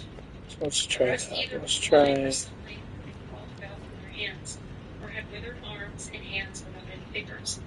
Here really was misery in rags. That's misery. That's misery. There's some perspective. You've got some people crippled and hungry and actually having some, reason to say, yeah, I wish this wasn't my lot in life. Excellenza, miserabili, they groaned. Excellenza, miserabili, they groaned. Okay, what and about stretched forth their crippled limbs. The hostess herself went barefoot, Yeah, with uncombed hair and unwashed try clothes. that. She received her guests. The doors were hinged with a string. Half of the bricks of the floors had been put to other use. Bats flew about the ceiling. House. So hold on. So we've It got would better than a two. slumber in the stable, one traveler maintained. There one at least knows what he is breathing. The windows were open to let a little fresh air. One, two, But three. sweeter than the air came those And we'll withered arms do it and right there. perpetual line. Miserabili et sin. Let's try that. Excellenza. I don't speak Italian. On the Mm. wall, many inscriptions, and half of them had little good to say for la bella Italia. Supper was served. Supper was a watery soup flavored with pepper and Okay, rancid let's wood. see here. This time oil was the better part of the salad. We'll go Dubious fire. eggs Okay. and roasted cockscombs were the best dishes. And Let's even try the wine that. was distasteful. It was a What frightful would that do? collation. That Will night, that the fix trucks it? were piled against the doors, and one of the travelers mounted guard while the others slept. The student stood the first guard mount. How close it was in there. How close it was in there. The heat was overpowering. The gnats droned and stabbed, and outside, the miserabili whined in their dreams. Okay. Traveling, said the student, would be all very well How many if does one it had got? your body. Oh, if only the There's body 100 could there. rest, while the spirit flies on without it. There's Wherever I 100 go, there. there's some lack that I feel in my heart. There Yep. is always And something what about better. the third one? Third one's got 100 as well? Yes, something better. The best of all. But what is Yep, it? there's 100 in And the where shall I third one. find it? Down deep in my heart. I know what I Okay. I want to reach a happy goal, the happiest goal of all. As soon as the words were said, he found himself back in his home. Long white curtains draped the windows into the middle So of the floor. we're at 100 as well. In this he lay. What about here? Not quite. All right, so he's back in his room. Let me just, that really went somewhere. If you zoned out, zone back in. So he's now back in his room, I think. As soon as the words were said, he found himself back in his home. Alright, now it's starting to back up like it's supposed to, which is good. Once they back up, the better it'll be. These are already backed up here.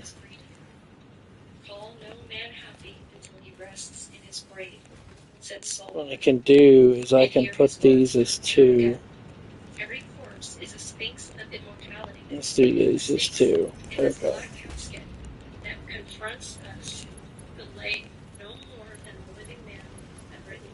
I can't see. Okay, that's 2 as well. That's 2. Stop moving, please. That's 2. That's 2.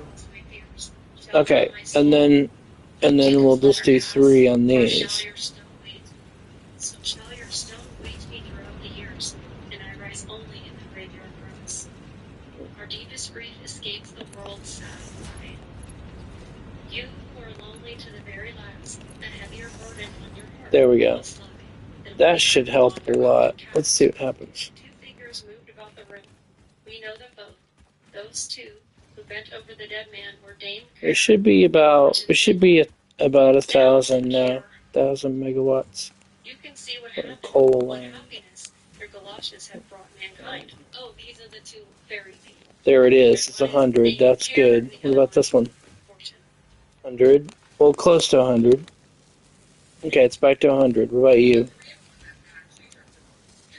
Yeah, okay. There we go. The other one, fortune.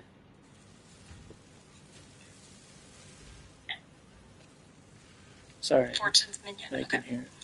So the two fairy people that did the whole galoshes thing in the first place. So Care says, you can see what happens your galoshes have brought mankind. They have at least brought everlasting rest to him who lies sleeping, said Fortune's minion. Oh no, said Care. He went of his own free will. He was not called away. His spiritual power was not strong enough to undertake the glorious tasks for which he is destined. I shall do him a favor. She took the galoshes from his feet. Then the sleep of death was ended, and the student awakened to life again. I think it's going to do it. Care vanished, and she took the galoshes along with her, working. For she probably regarded them as her own property. So, she's like, no, he wished for this, and that's not right. You can't do that, because he had tasks. He had tasks to do, and it's interesting that Hans Christian Andersen made him a theological student. Looking good for now, at least. Because clearly he was going to go on to, study the Word of God and share it. And maybe even, since he had that experience of the galoshes of fortune, he would carry forth the fact that people are just never happy. And maybe that's not the point.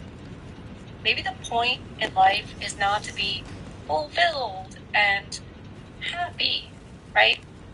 Maybe you can find those things actually by not looking for them. Mm-hmm. Maybe you can find those things by it's a good one. Going through whatever you're struggling through with a different attitude. It sounds like, oh sure, Erin, I'll just do that. But I'm not saying anything that I don't already make a habit to do.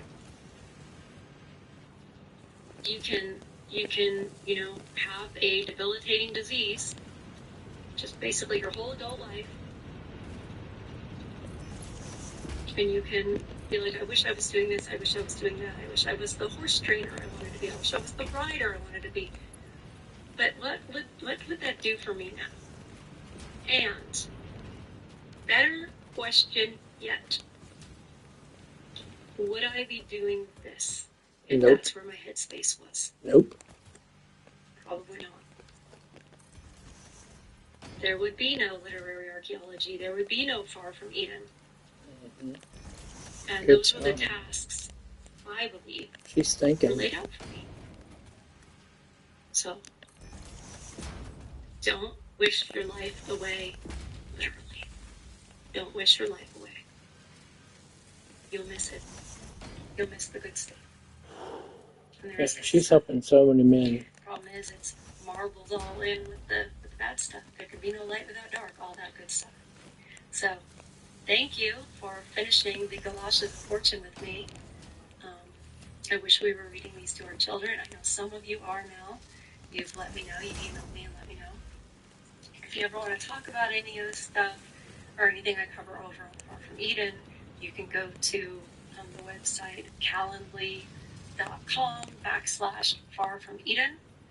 And you can set up a Zoom meeting and talk about whatever it is you want to talk about. It's just something I'm extending. People were asking for one-on-one, so I'm offering it. If you have not subscribed to this channel already, please do so.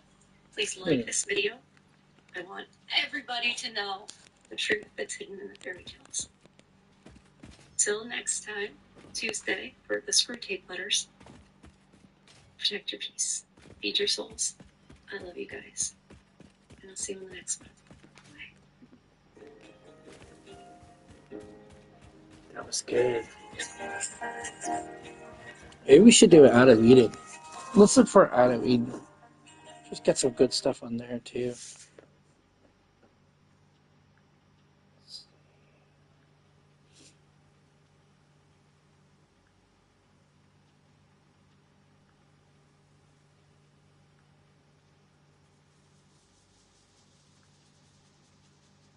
She's definitely been one of my favorites I've been listening to lately.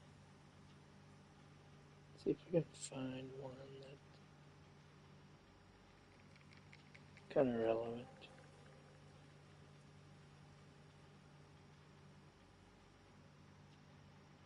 I even haven't got to see. Maybe.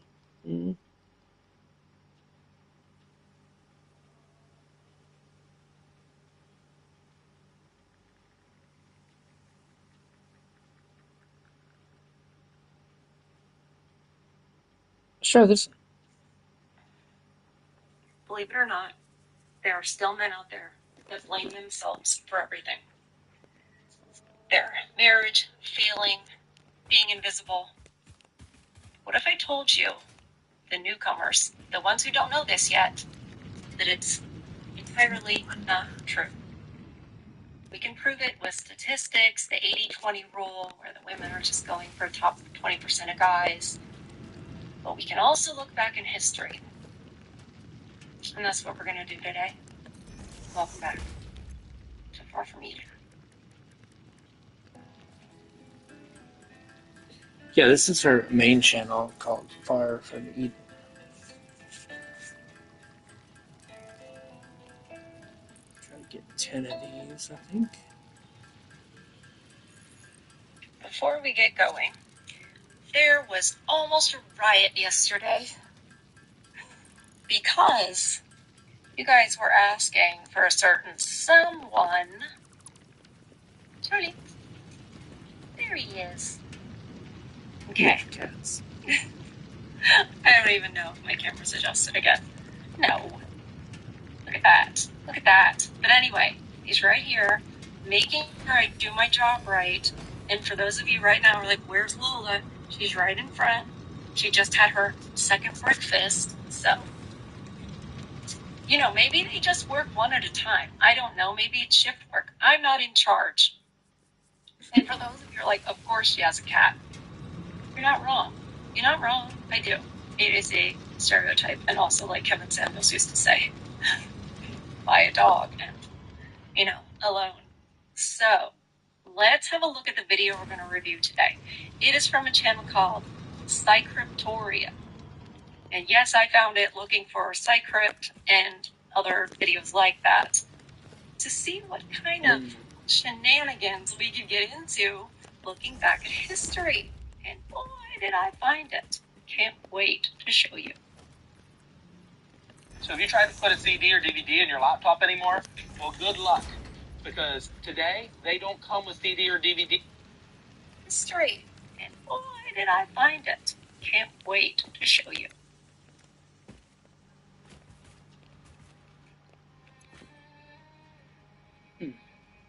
Let me tell you about the most brutal selection event in human history, and why it explains your dating life better than any psychology textbook ever could.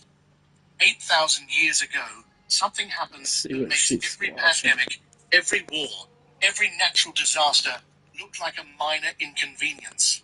For thousands of years, the genetic code tells us that 17 women reproduced for every single man. Read that again. 17 to 1. The bloodlines of roughly 90% of men who walked the earth simply vanished, erased. Their genes, their legacy, their entire existence reduced to evolutionary dead ends. Let me know in the comments if you think that this sounds really familiar and if you think it's gotten to that extreme today. I am hesitant to believe the statistics that actually come out because the people that are producing these stats are very left-leaning, very feminist-leaning, antinatalist types. So I think we need to take their stats with a grain of salt and, sort of see what we see with our own eyes. And I know that That should help it. I think this is what men are facing. So I'd like to hear from you guys if that's the case, because I certainly hear it in my emails. Also, if you appreciate content like this, if you think it's important, please hit like on the video. It really makes a difference. Thank you. Now here's where it gets interesting. This wasn't a meteor strike.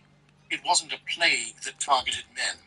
There was no Y chromosome specific virus. The women were fine. Their genetic diversity barely flickered. They kept reproducing at normal rates, passing down their mitochondrial DNA through unbroken chains that continue to this day. So what killed those male lineages? You did. Or rather, your great-great-great-grandmother, repeated about 300 times, did. This is the story of the Neolithic bottleneck. The moment when agriculture didn't just change what humans ate, but who got to pass on their DNA. And as we go forward, I am really thinking about, was it just agriculture or is it something to do with us? Is there something inherent? If you've been around, you already know what I think. And I'm a woman. I feel like I should know. You guys have been on the receiving end of it. I have a female brain. I have been examining my own instincts and where they leave off and social constructs, come in. And getting honest about that has not been pleasant. Because it's not complimentary. Sorry, I'm being attacked. It's not complimentary for us. I'll talk about in another video about the things that we do have that are complimentary, but that's not what this video is about. And unlike what ChatGPT thought in my debate with her yesterday, we do have to talk about the men's side of things. It's important. It's necessary. Maybe we wouldn't be in this situation if we had been talking about it. But anyway, let's continue. And before you dismiss this as ancient history, understand this. You're living inside the echo of this event right now. Which is good. The water looks good too. I'm sorry. What does that picture look like? I know that there are a bunch of people around, but there's also this chick, and she's offering like a fruit or something to a guy. I understand this is AI, but isn't that funny? That it would be a woman handing a fruit to a guy while he's kind of asleep. I don't know. Just take a look up what the name of my channel is. mating feels like an unequal game. The reason wealth concentrates, the reason some patterns feel impossible to escape, it's because 8,000 years ago, we fundamentally rewired human reproduction, and we never changed it back. See, we like to tell ourselves that evolution is about survival of the fittest. The strongest survive, the smartest thrive. The genes that work best get passed on. Clean, fair, Darwinian. But the genetic evidence tells a different story. It tells us that for thousands of years, reproductive success had almost nothing to do with being fit, and everything to do with being chosen. Those things are different. So stop thinking that if you weren't chosen, it's because you're not fit. Take a look at some of these illustrations of these women. And let's think about who's fit and who's not. And if that actually determines who gets to reproduce. It doesn't. Those women look And that demonic. Choice wasn't random. Your male Creepy. ancestors didn't survive because they were stronger. They survived because they controlled something women needed. And 90% of men, they controlled nothing. Here's the question that should keep you up at night. If we could accidentally eliminate 90% of male bloodlines through social structure alone, no violence required, just generations of exclusion, what does that tell us about the systems we're building right now? Because the bottleneck didn't end because humans suddenly became more equal. It ended because agriculture spread and more men gained access to resources. The game didn't change. The player pool just expanded. And your DNA remembers. By the time we're done, you're going to understand why your existence is proof of something profound and probably uncomfortable. You're going to see how a revolution in farming became a revolution in mating, and how that revolution is still shaping every swipe, every choice, every relationship hierarchy you witness today. But first, we need to talk about ghosts. Not the supernatural kind, the genetic kind. The kind that show up when they're missing. In 2015, a team of geneticists, led by Monica Carmen, published something that stopped the scientific community cold. They'd been sequencing Y chromosomes, the genetic signature passed exclusively from father to son, across populations worldwide. And they found something impossible. Or rather, they found what wasn't there. Imagine you're looking at a family tree, get me to the next but stage. instead of going back a few generations, you're going back Let's go back to 10,000 years. steel You'd and expect to see maybe branches spreading out, check on it multiplying, and see how it's doing. diversifying, thousands of male lineages flower across human history, right? Instead, what Carmen's team found looked like a forest after a wildfire. Between 8,000 and 5,000 years ago, the 5 genetic trees, those branching diagrams that map genetic relationships, showed something they called a drastic reduction in branching diversity. In plain English, most of the branches just stopped. They discovered what scientists call a star-like cluster pattern, a small number of male lineages suddenly exploding upward like fireworks, while everything else went dark. The technical term is a bottleneck, but that doesn't capture the scale. This was closer to a genetic apocalypse.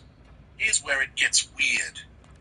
When they looked at mitochondrial DNA, the genetic code passed from mothers to all their children, they saw nothing unusual. No bottleneck, no collapse. Female genetic diversity sailed through this period completely untouched, maintaining the variation you'd expect from a healthy, reproducing population. So we had a mystery. Something wiped out male genetic diversity without touching female diversity. Same populations, same time frame. 2 completely different stories written in 2 different types of DNA. The math was brutal. Using molecular clock models, techniques that let you timestamp genetic changes, They calculated that during the peak of this bottleneck, the effective male population size crashed to roughly 1 reproducing male for every 17 reproducing females. Think about what that means. In a village of 170 people, let's say 85 men and 85 women, all those women are having children. But only 5 of those men are fathering the next generation. The other 80 men, genetic ghosts, their lineages end with them. And think about it nowadays, how things might be a tiny bit different in that there are a lot of women compared to historically in recent history. I mean, having children out of wedlock, right?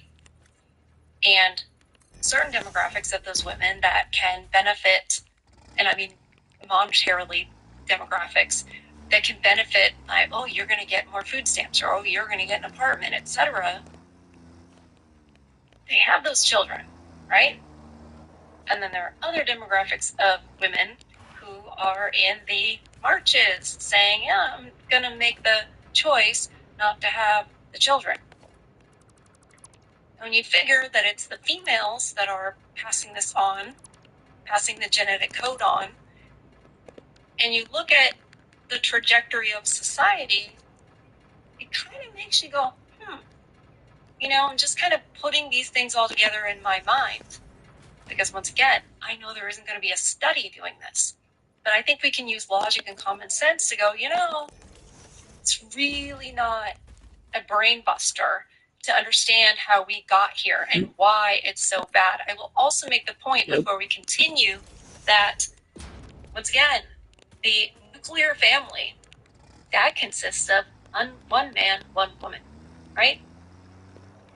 I find it very hard to believe that there were just 10% of the men, right, that were procreating, because 90% of them absolutely could not, in some way or another, support a wife, partner, whatever you want to call her, a mate. Right? I don't think so. I think that there were 10% of the men, the Chads of the time, if you will, that had a plethora of resources, and that all the women were attracted to them. Not because they were the only ones that could support them, but because they could support them the most luxuriously, right? They would want for nothing. Does any of this sound familiar? If you just tuned in, you wouldn't know if I'm talking about 8,000 years ago or last week. And I think that would shock a lot of people, because people want to go back and be like, oh, well, third wave feminism, or this led to this. And I'm like, what if it's always been this way? What if women have always been women and men have always been men? What if it isn't about, like he said, natural selection, Darwinism, social constructs? You hear that a lot. Social constructs. No, women are women. We just are, right? I think it's a social construct to think that or not. Like, it's a social construct to believe in these social constructs.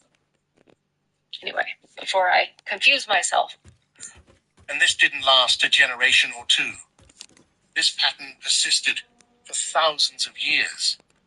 Now, when scientists first started trying to explain this, the obvious answer seemed to be violence, warfare.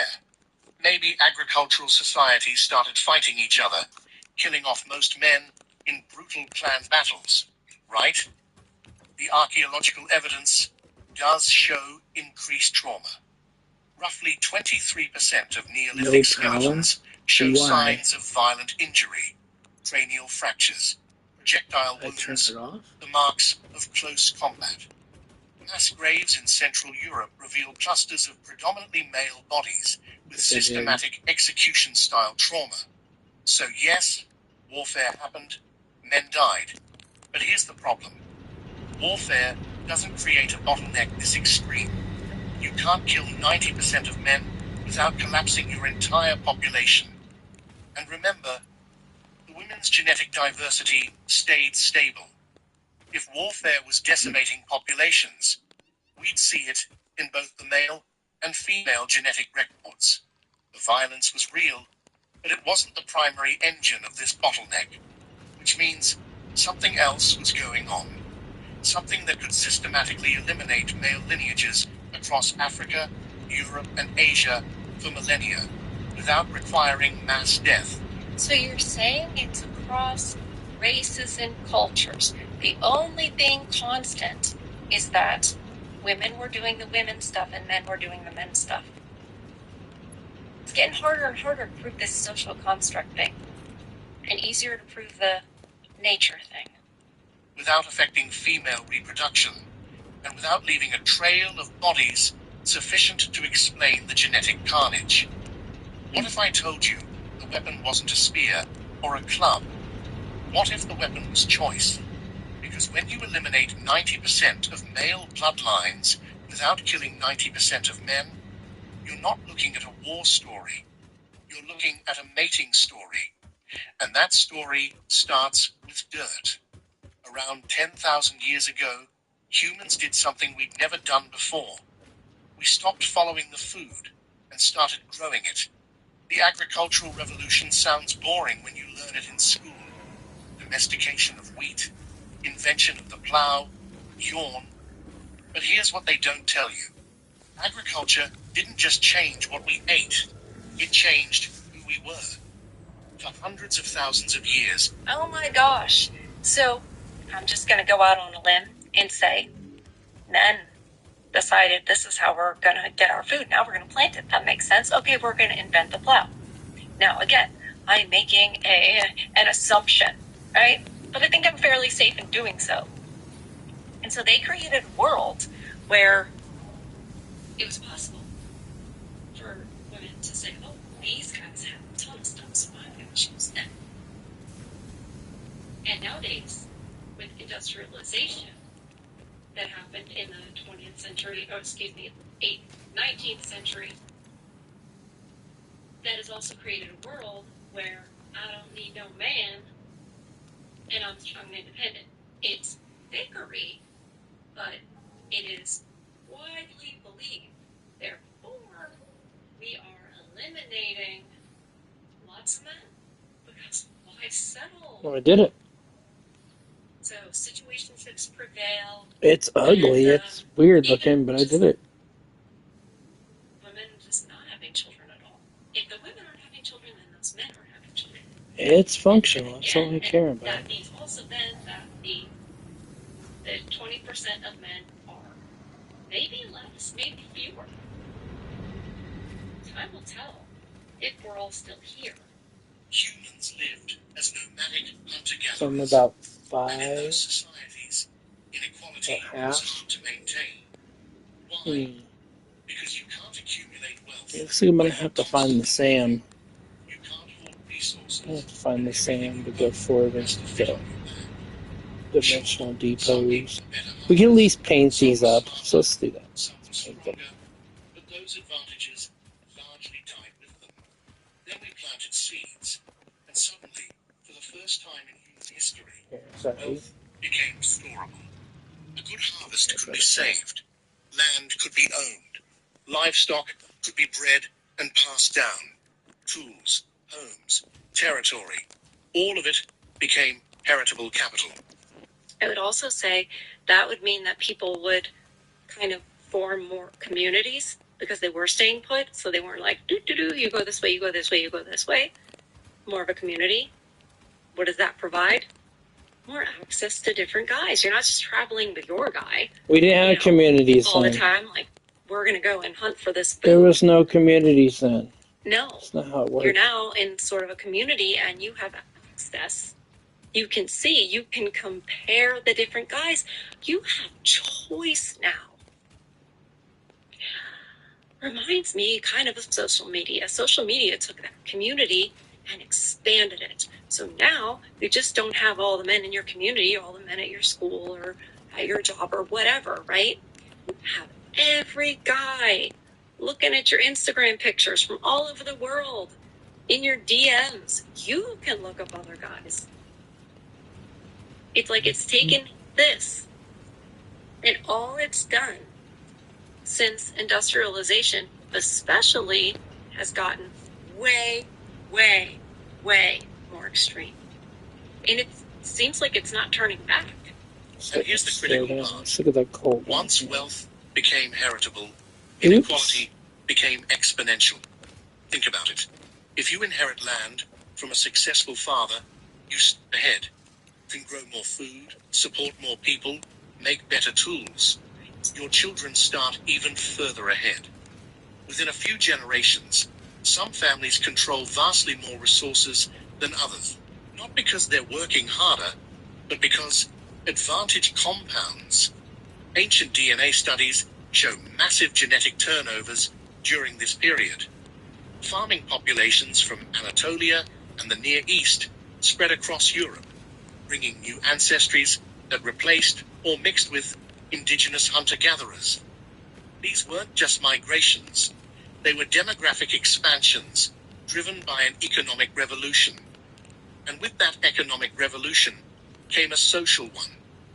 Archaeological evidence shows the emergence of the first true social hierarchies, larger settlements, differential burial practices, some people buried with wealth, others with nothing, the construction of megalithic tombs that required coordinated labor and marked territorial claims. These weren't just graves. They were declarations of ownership, status, and lineage power. Here's where it connects to our bottleneck.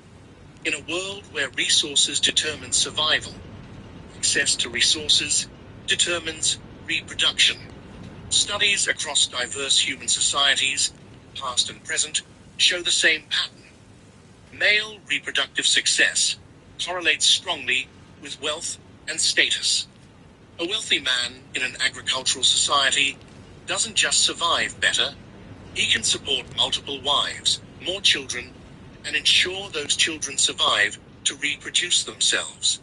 A poor man, he's lucky to attract one mate, if ever. Is that his fault? Or it's a question? Just a question, you two. Is that his fault? Or is she not settling? If he can't pay all my bills, blah, blah, blah, blah, blah, I'm not going to help him gather food. I'm not going to help him milk the livestock.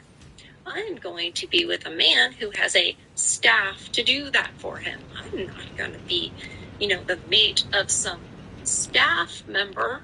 She's on it. Right?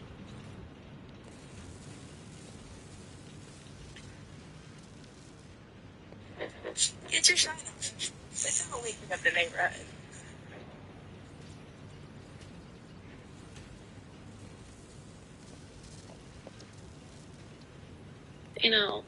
History,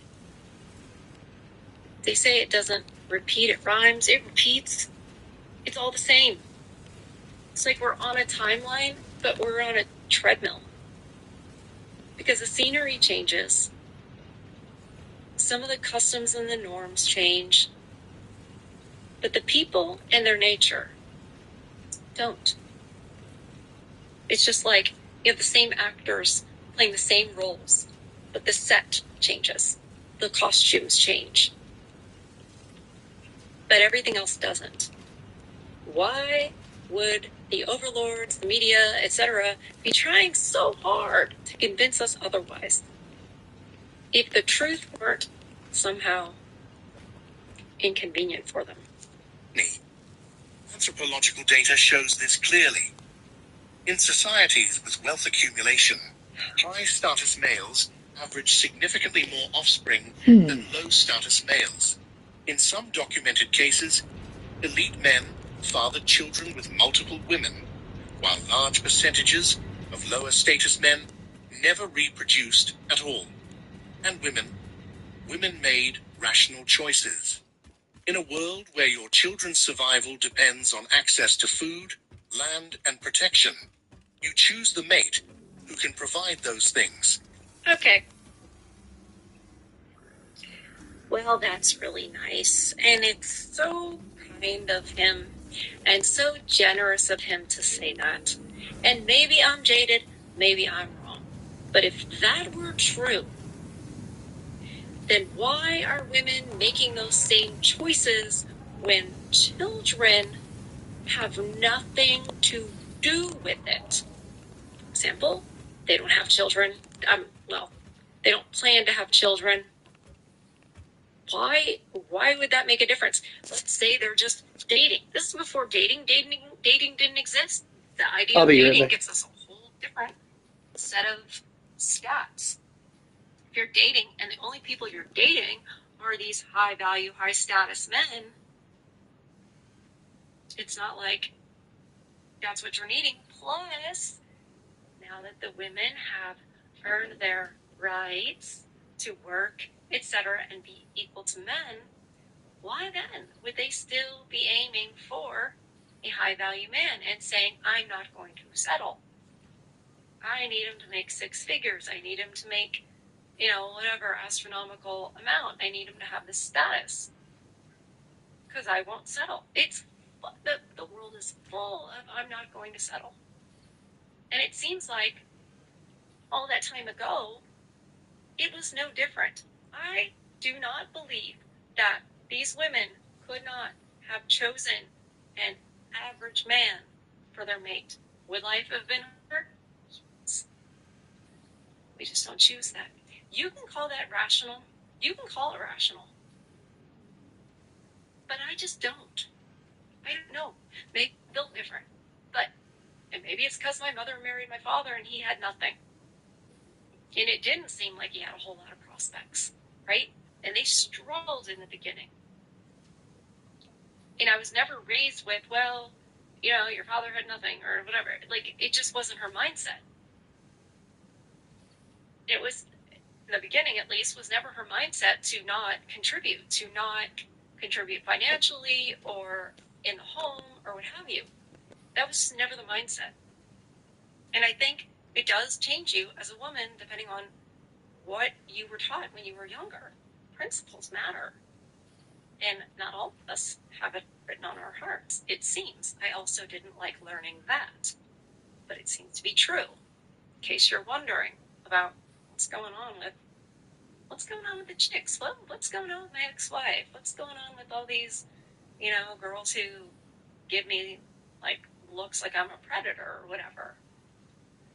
It's the things that we were taught or not taught when we were younger. It doesn't make it okay. I'm not justifying it. It's not okay. Because you have to, you have to learn. You should learn.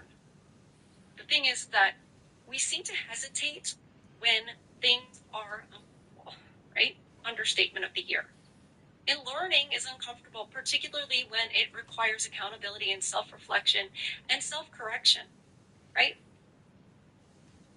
Children are not going to self-correct. We can see with all this gentle parenting, that doesn't work. They don't self-correct. They need instruction. They need correction. They need discipline, structure, all of that. Ask yourself a question. Is that only children that require that? You know what I'm saying? I don't think so. Schopenhauer, in his On Women, which you can see my coverage of over on my other channel, Literary Archeology, and by the way, hit like on this video. I just want to remind you, I'm talking about promotion stuff. Anyways, Schopenhauer said that we are between a man and a child. That's an interesting take. Love to know your thoughts in the comments. I don't think you got here by mistake.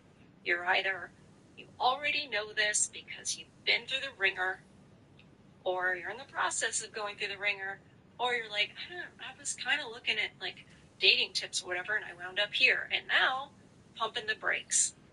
Yes, pump the brakes. We aren't what you've been told we are. Sugar and spice and all things nice, that's what little girls are made of. We're already made of it. why would we have to be accountable for anything, right? We never do anything wrong. History tells otherwise. History shows that we have made some interesting choices. It's up to you and me to decide whether those choices were good or not. Good for society as a whole, good for men, good for the children. I would say no, they weren't. Tune in tomorrow for part 2, where we're going to dig a little deeper. I'm going to get a little harsher. Be crafty with my words. It's a game now. It's a game now, YouTube. But, yeah. Join us tomorrow where we're going to get into the second half of this. And all I can say is I'm sorry. I'm really sorry.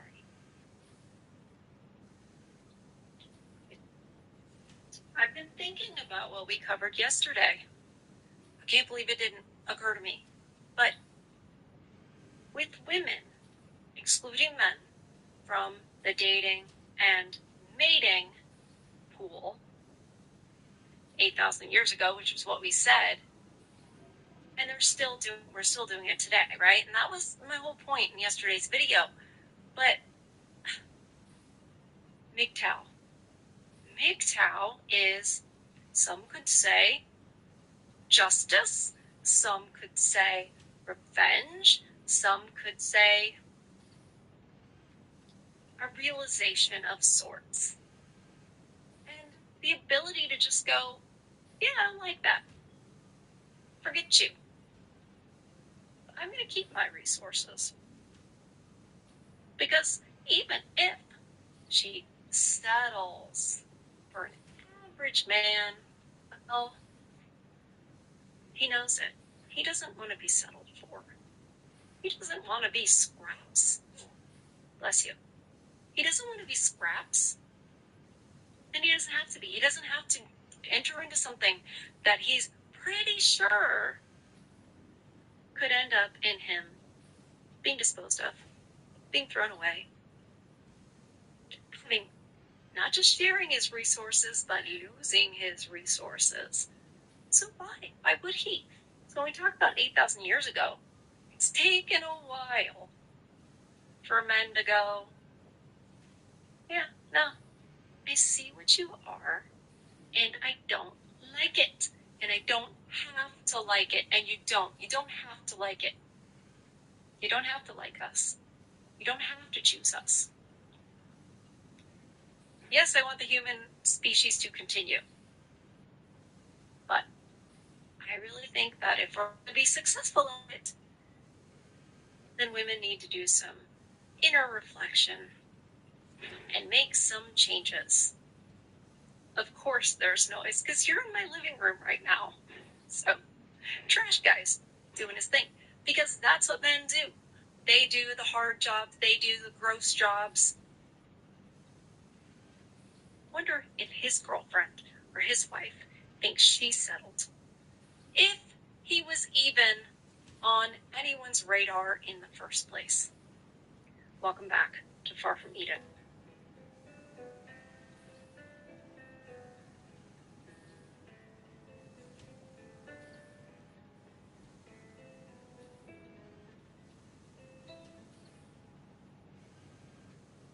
Speaking of the men who do the gross, hard, disgusting jobs that make our society run, right? Can you imagine? That is a terrifying thought to think of our society without them. I have definitely been noticing that so much more than I ever did in the past. Since I've been red-pilled, meaning awake and also understanding the issues between men and women. Recently, with all the snow and ice, my walkways are clear. The parking lot is clear. The roads are clear. The people who got stranded or were in accidents, they're not still sitting there. Why? Men. They're all men. There's probably, maybe there was one chick. I don't know. But you guys know, like, every time I hear, you know, a snowplow or a lawnmower or a roofer, I know who's doing it. And what's crazy is, how could I have never realized that all growing up, all, you know, through my teen years and in my 20s? How did I not see that?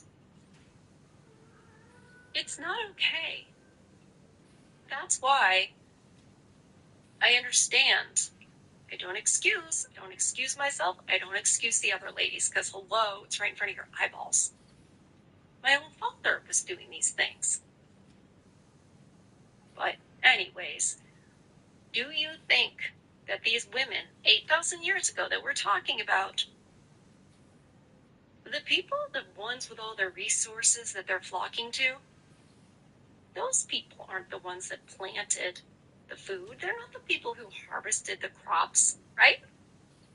Those high status men back then had servants to do it for them. I say servants because the other word kind of makes YouTube a little uncomfortable. But y'all know what I'm talking about. Do you think those women were ever thankful for those men out in the fields doing that stuff that made it possible for them to have the food to put in their mouths? No, they didn't. Anyways, let us continue where we left off. That's not shallow. That's strategic. He's talking about the choices that we made. You know, to choose the top 20. And just to repeat, strategic if you want a life of luxury, if you want your children to grow up with a life of luxury, but I'm not sure it's about their children. A lot of you have noticed that there are some women who don't put their children first. Some women, modern women, a few women, you gotta use qualifier. Otherwise, you know, you'll be silenced. But I know that when I say it, you guys know what I'm saying, and you understand. That's evolution operating through culture. This is where patrilineal kinship systems emerge. Descent and inheritance traced through male lines. Why?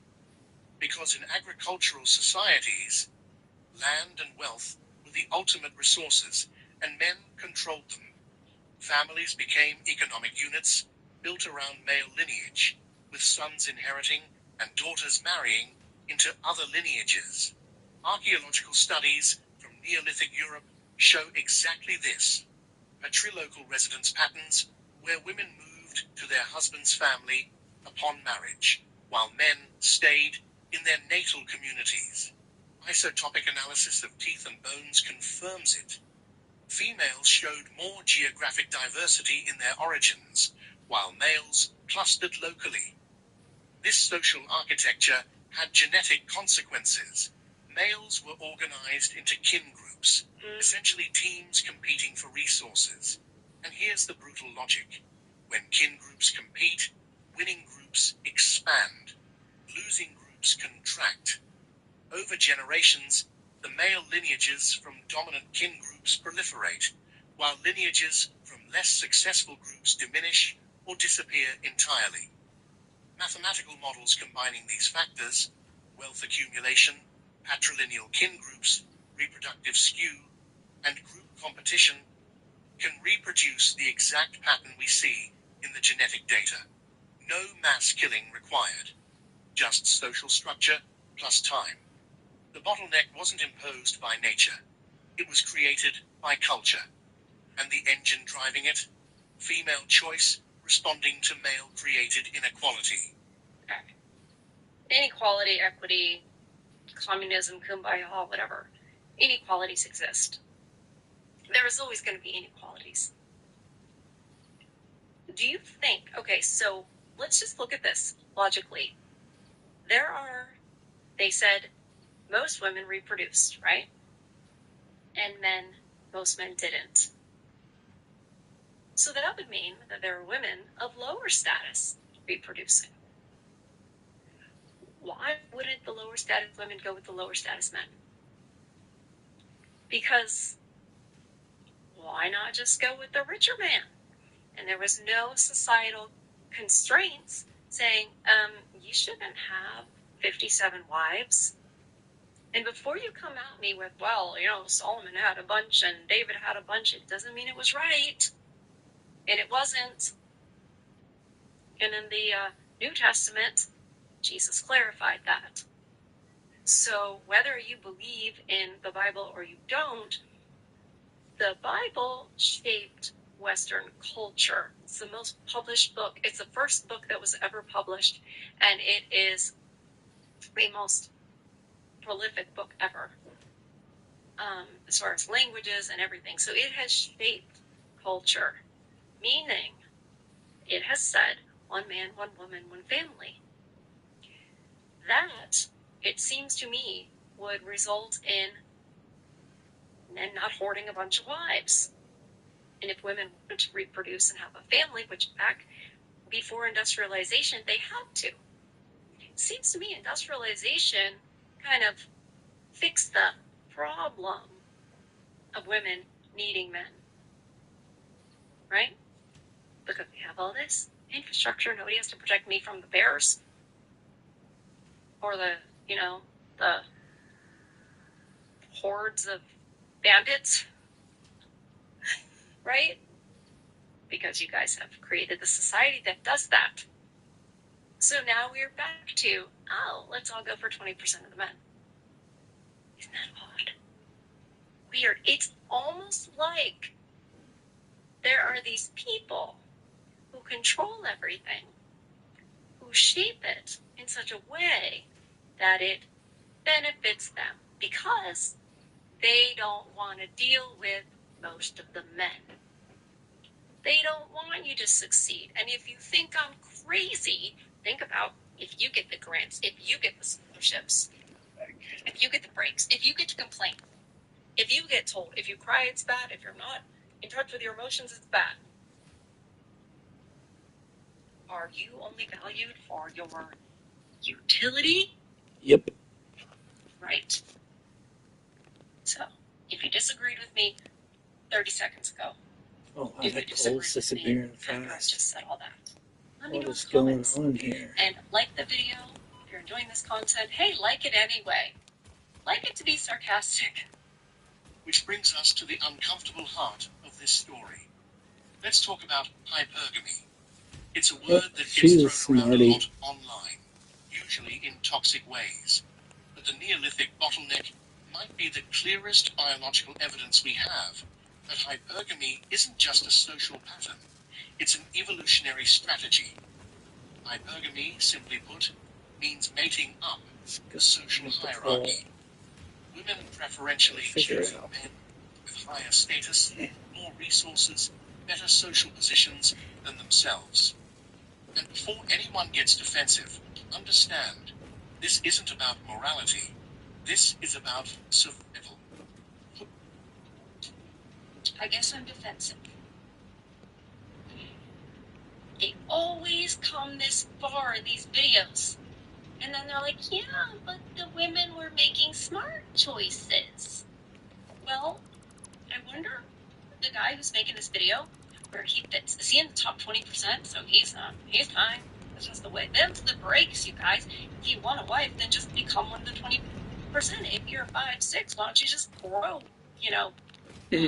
my math is bad, 7 inches. Why don't you just grow? Why don't you just make more money? Right? Okay. I am defensive.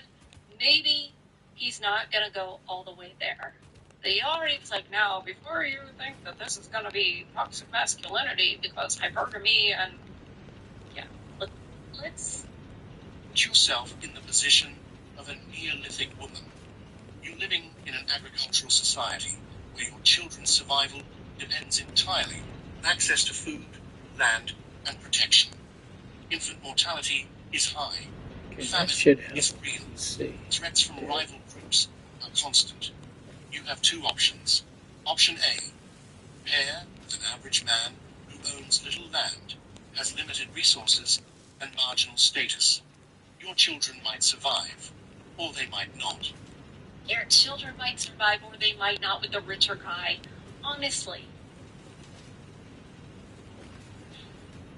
Again, he said this isn't about morality. You're darn right it's not about morality. There is none. Why isn't more required of us? Why throughout history isn't it like, well, yeah, I get why she would go with him because he's richer, therefore, but that's not a correct reason to make all your choices in life, because there are more important things than bodily survival. Yes, I said it. We are not just our bodies. We are more than that.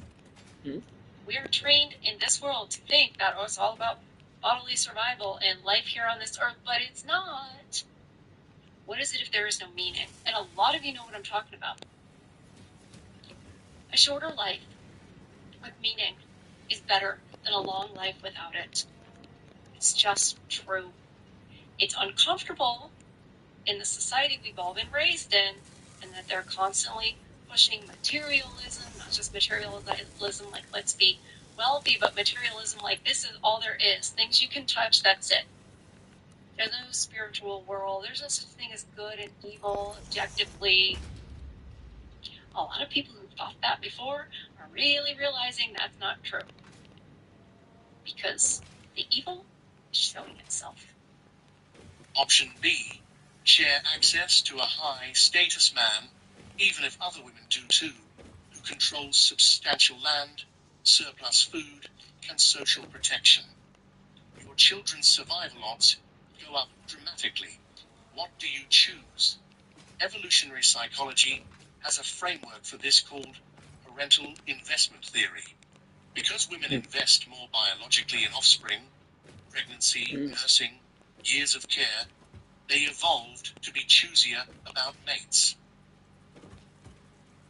That is such a modern point of view. Having children is mostly about the mother. She does more of it. Meanwhile, the man is breaking himself to provide for her. She can't do that without him. And I think he is making that point to a degree, because she's going to share this wealthy guy with a bunch of these other people. But don't you understand, you guys? And if there are any women watching, even men, like if you're in a situationship, which is kind of what these things are, right? Multiple women in a marriage, just like a situationship with a different name. If you're in that, don't you understand that if times were to be bad, if there's a drought, if there's a whatever, if there's an incoming army, right? Aren't you not his top priority? You're not. What if you're the, 10th wife? You might not be his priority. Your children might not be his priority. If you have one guy who's an average man, guess what? You and those children are his top priority, because they are his only family. It works a heck of a lot better. I really don't care for this justification of our behavior. I don't care for it. This is why we're in the state that we're in, because people just keep making excuses for us. If you're really, well, why aren't they accountable? This right here. Because there are excuses made for us. And generally speaking, it's men making excuses for us. They can't afford bad choices. Every child represents enormous investment. Men biologically can reproduce with far less investment. That asymmetry creates different reproductive strategies, and in societies with resource inequality, it creates reproductive skew. The genetic data shows us exactly this playing out. Once 17 women reproduced for every one man, those women weren't all reproducing with different men. They were, on average, sharing access to a small pool of high-status males who could support multiple partners and their children. This is where the bottleneck becomes sex-specific. The Y chromosome, passed only from father to son, collapsed in diversity because a small number of elite males fathered most children. The mitochondrial DNA, passed from mothers, stayed diverse because many women reproduced successfully, even if they were sharing mates. Female mobility reinforced this. Archaeogenetic studies show women practiced exogamy, marrying outside their birth communities, while men stayed local. This pattern, called patrilocality, meant women moved between groups, mitochondrial DNA widely, genetic diversity. Meanwhile, men stayed put, concentrated in kin groups, competing for local dominance. Here's the key insight. Female choice didn't create inequality. It responded to it. Once men created systems where resources concentrated in few hands, female mate choice adapted to that reality. Women chose the best options available in an unequal world. But here's where it gets complex. Were these free choices or constrained ones? Some evidence suggests women had significant autonomy in mate selection, especially in choosing high-status males who offered clear advantages. Other evidence shows cultural practices like arranged marriages, bride-price systems, and patriarchal control over female sexuality limited choice considerably. The truth is probably both. In some contexts, women leveraged what choice they had to maximize offspring survival. Leveraged. And you know, a couple days ago, I was showing you guys a TikTok of this chick that was talking about she can't settle because her daddy did everything. Her daddy did this. And I said, well, you got to be careful of those chicks. And it's weird because I get it that with what I know now about what women's behavior is, with the my daddy did this, my daddy did that, and the dad, like, no man better ever hurt my baby. My girl's the prettiest girl in the world, blah, blah, blah, right? And I look at the fathers of some of these women that were the fathers were arranging the marriages. And yeah, you could say, well, he wanted her to survive, this or that or the other. But in a way, it's like he's just doing that same thing, isn't he? He's not encouraging her or setting up a marriage that is a match to what her value and contribution is. But how much easier, because life was not easy, how much easier her life will be. I don't know that they treated their sons the same way. If there was a woman from an average background, you think it just didn't. It just didn't. This is unequal treatment between men and women before feminism that term was ever uttered. I really didn't think I was going to get to feminism 8,000 years ago. But here we are. In others, they had little choice. It's Male interesting. kin groups negotiated marriages as political and economic alliances. Either way, She's the right. result was the same. Reproductive monopolization by elite males. Let's go over and check those out. Neurobiological research shows that mate choice involves complex assessment of multiple traits, resources, social status, genetic quality indicators, relationship potential. In hierarchical societies, these assessments skew toward males displaying wealth and power because those traits reliably predict offspring success. And here's the feedback loop that sustained the bottleneck for thousands of years. Successful males accumulated more resources. More resources meant more mates and more surviving children. Those children inherited resources and status. The pattern reinforced itself across generations. Social hierarchies became genetic dynasties. Just wondering how many of you in the chat right now or in the comments are talking about Genghis Khan and how there's like, it's just an exaggeration, like every Chinese person is related to Genghis Khan. Because he would have sired a bunch of kids and they would have been higher up, and then they would have sired a bunch of kids and they were higher up. Is there a European one that has that same? Because certain societies, obviously, as time went on, moved to, excuse me, you don't just get to demand your pepperonis. certain societies moved towards the nuclear family, one man, one woman. Love to know the studies in the male lineage patterns as the, Christianity rejected multiple wives and how that began to change the family trees. Here's what changed everything. This system was stable only while resources remained concentrated. The bottleneck didn't end because humans suddenly became more egalitarian. It ended because agriculture spread widely enough that more men gained access to resources. The barrier to entry lowered.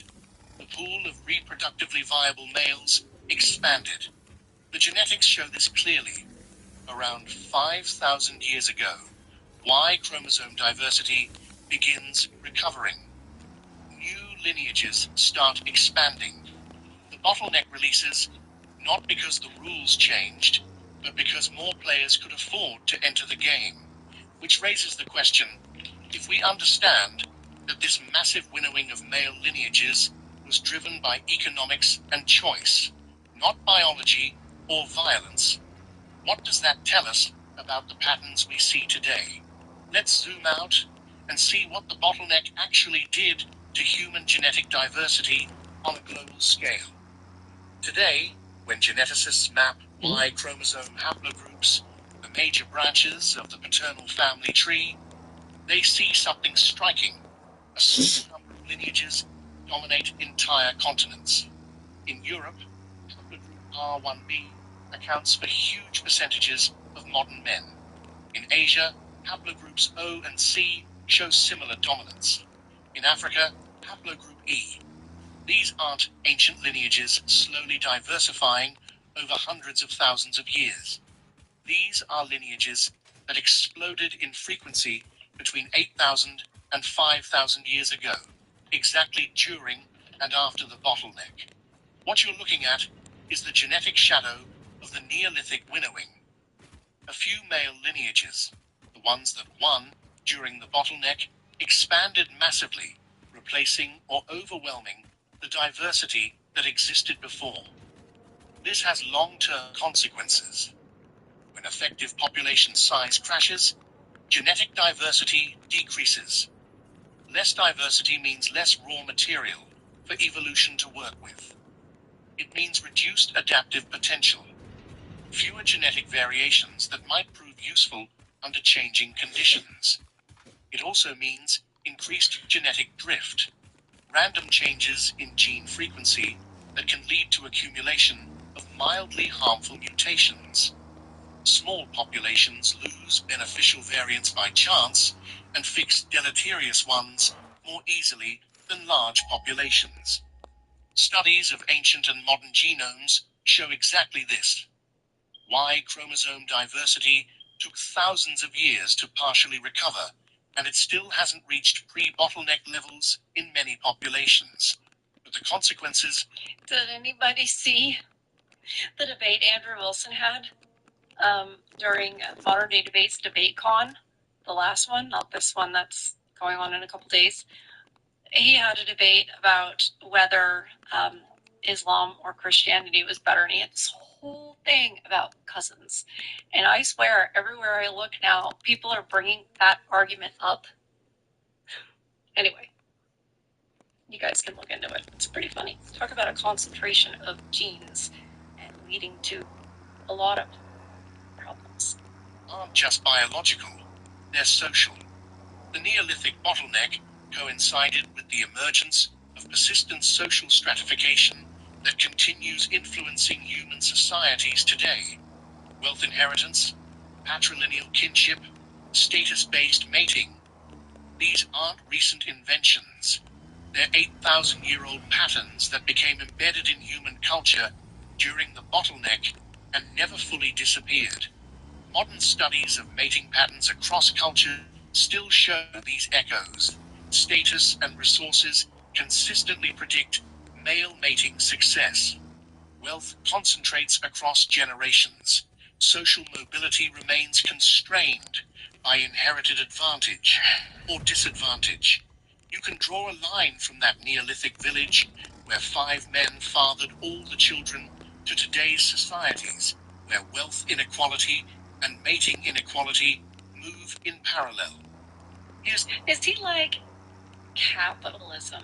Am I right? Sir, are you trying to make a case that capitalism is the problem? It's not. Because there's always going to be inequalities. You cannot make everything equal. And you can't change our nature. You can't. You have to teach us to do better. In spite of our nature. That is what I have learned. I am sorry. Maybe I'll change my mind one day. I just think that we need to be instructed early on in what is right, not what we feel or what we want. And you tell me which one you think women are doing. Right? I know what I think. The uncomfortable part. The bottleneck demonstrated that human social structures alone, without war, without disaster, without disease, can create massive genetic selection events. We did this to ourselves through the systems we built, and we're still building those systems. The men reading this might feel relieved. Well, my lineage made it through, so I'm descended from winners. True, but that's survivorship bias. For every ancestor who reproduced, there were 17 others whose stories ended. Yeah. Meet Miss Payne. Interesting. She's a credit wrecker. She doesn't know that missing a monthly payment can stay on her credit report for a... Okay. That's enough of that. I will have a link in the description to that video. Please go over there and hit a like. That actual video of his had a lot of views, but he's got some others, and I think it's a great channel. He gave really good commentary, really good historical context for me to build from. Once again, women are excused. Our choices are deemed practical and because survival, because we love our children so much. I think that there was a time when we thought that that was inherent. I have so many men asking me, what's going on with women and empathy? And like, you were taught that we're the most empathetic. Are you guys, did you grow up in the 80s? Do you know Diane Court? You know, from Say Anything. So sweet, taking care of old people, no idea how beautiful she is. And that's what you were taught we are. To our core, naturally. We're just like that. We're better than you. That's why we deserve your chivalry. No, it's not true. It's not true. I'm not saying we're worse. I'm not saying that. Behaviorally, maybe. But showed you this video to show you it really isn't your fault. Please don't think, well, I should have gotten more resources. It's just not always possible, okay? Everyone starts from a different position, and everybody has different talents, has different levels of competency, has different IQ, whatever. But in my mind, if the men are that way, women are that way. Match them up. You know? Lean on what is right, not what feels good or what's always safer. That is a life without meaning. You're just doing things because of practicality. How does that fill your soul? It doesn't. You know how much nihilism there is today? You know how people are lacking meaning and lacking purpose? It's because they're living their lives to be practical, to have a good job, and, you know, go and vote, pay your taxes. I'm not saying don't do those things. Maybe vote. But anyway, you are in a matrix that tells you that this is all you see. That what you can accumulate is your worth. That a woman's opinion of you and whether or not you're chosen means you're valuable or you're not. And that is not true. It's not true. I'm not just saying that to, you know, compliment you for no reason or whatever. I mean it. I don't give compliments away freely. When I was teaching more riding lessons, I was the type of instructor that if I said, good job, you know, your hands look really good right there. You know, that was a good transition. I'm not just going to say that so they keep coming back for more riding lessons. There are tons of riding instructors who do that, and I'm sure other type of instructors, good job, you're the best I've ever seen, whatever. Because they just want, you know, keep on coming, keep on paying me your whatever money for your hour. I don't do that. I can't do that. You have to know that your value does not come from your resources, your competency, your IQ, and whether or not a woman approves of you. In fact, in this day and age, what does our approval even mean? In some ways, it could be an insult. It just could be. You have to know it inherently that you are worth something. That is my producer dog Lola telling me, yeah, you gotta wrap it up, stop rambling. I know. And also, more pepperoni and dinner. I made sure she was on screen. You could hear me rustling the pepperoni bag. I really should just move them to a bag that doesn't rustle and tossing them over there so you had your Lola therapy. Because for a lot of you, you can't have a dog, what have you. Lola's our dog, okay? She's our dog. And Charlie was in the last video. I really think they're doing some type of shift work. I mean, maybe we need to have a meeting. This is how I keep myself sane. Laughter, animals, most importantly. Yeah. I know where I come from, and I know where I'm going. Yep. And I want you to know that too. That is the best way that you can protect your peace. That is the best way that you can feed your souls. Reach out to your brothers. If you don't think you have them on this channel. You have them in my Discord. You have them on my locals page. You have them. Okay? They care about you before they've met you. Because brotherhood is real. Unlike sisterhood. Just fake. Anyways, I love you guys, and I'll see you on the next one.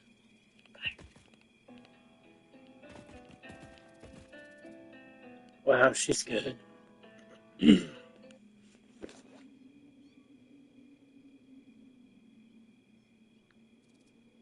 And deep.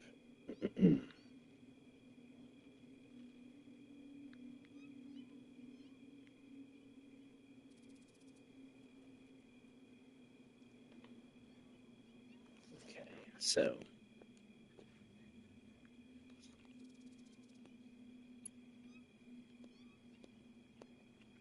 I'll probably put him. I think I want to put him right there.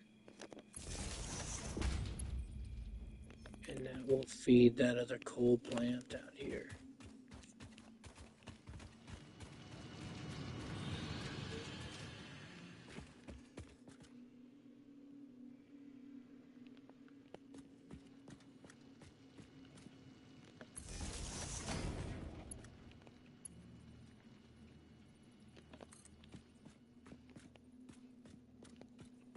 I really need to clean this up, but it's okay. I don't care. I'm having a good time. Starting over.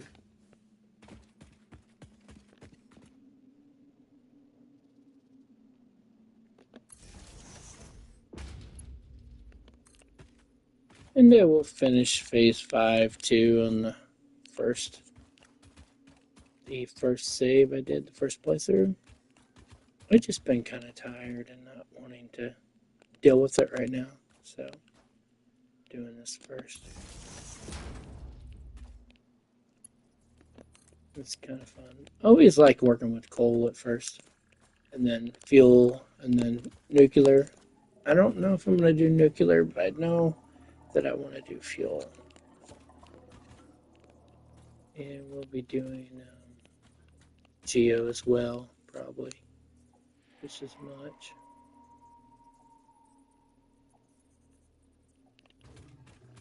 want to explore out here in the dunes. How far can I go? Right about there.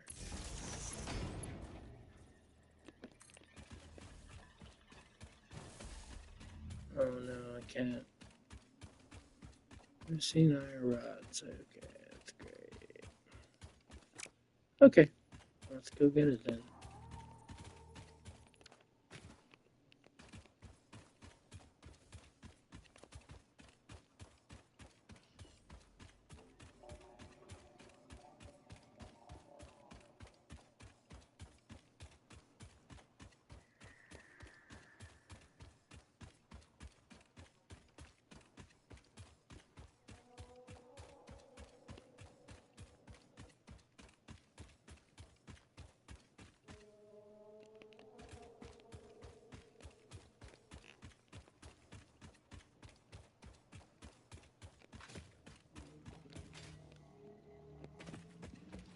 Where did the tractor go?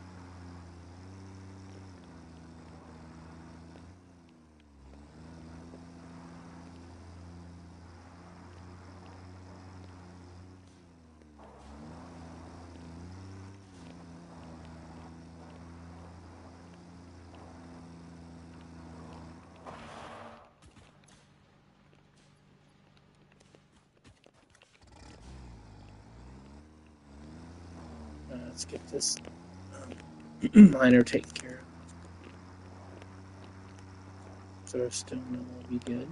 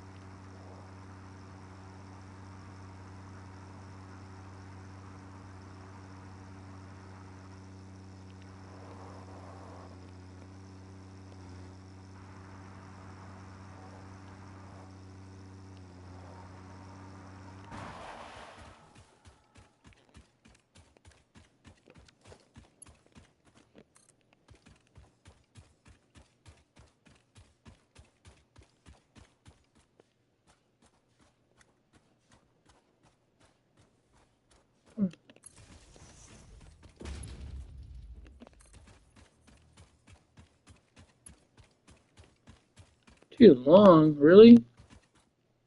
Fine. Put it on the top of this hill here.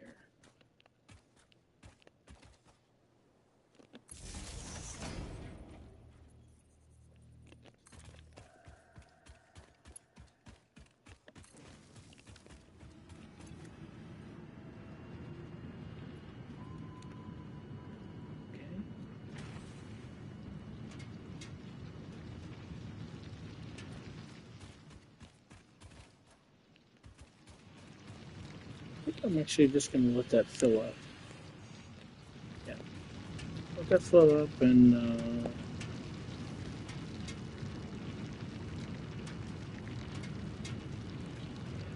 let's do that.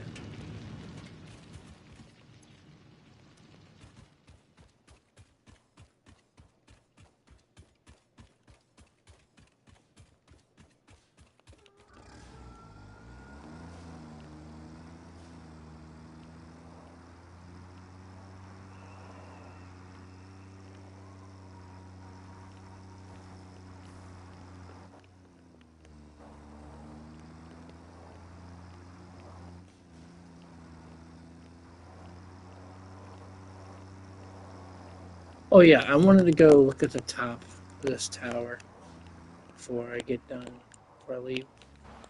to the top of this tower.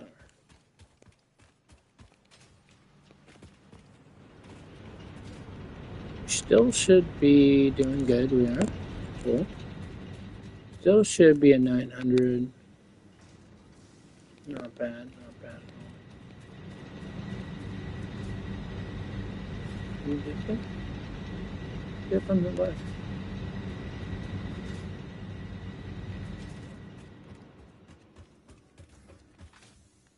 Really?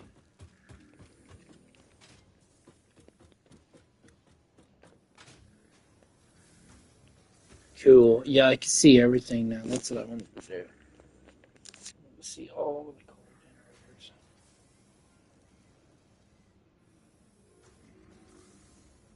Let me get it on the good screenshot. Let me go on the other one. See what it looks like.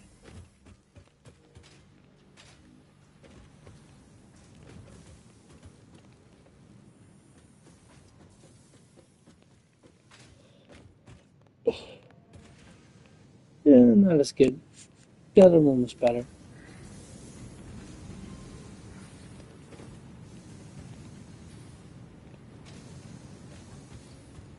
It's pretty good too.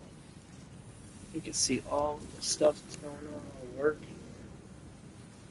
See all the lights, which is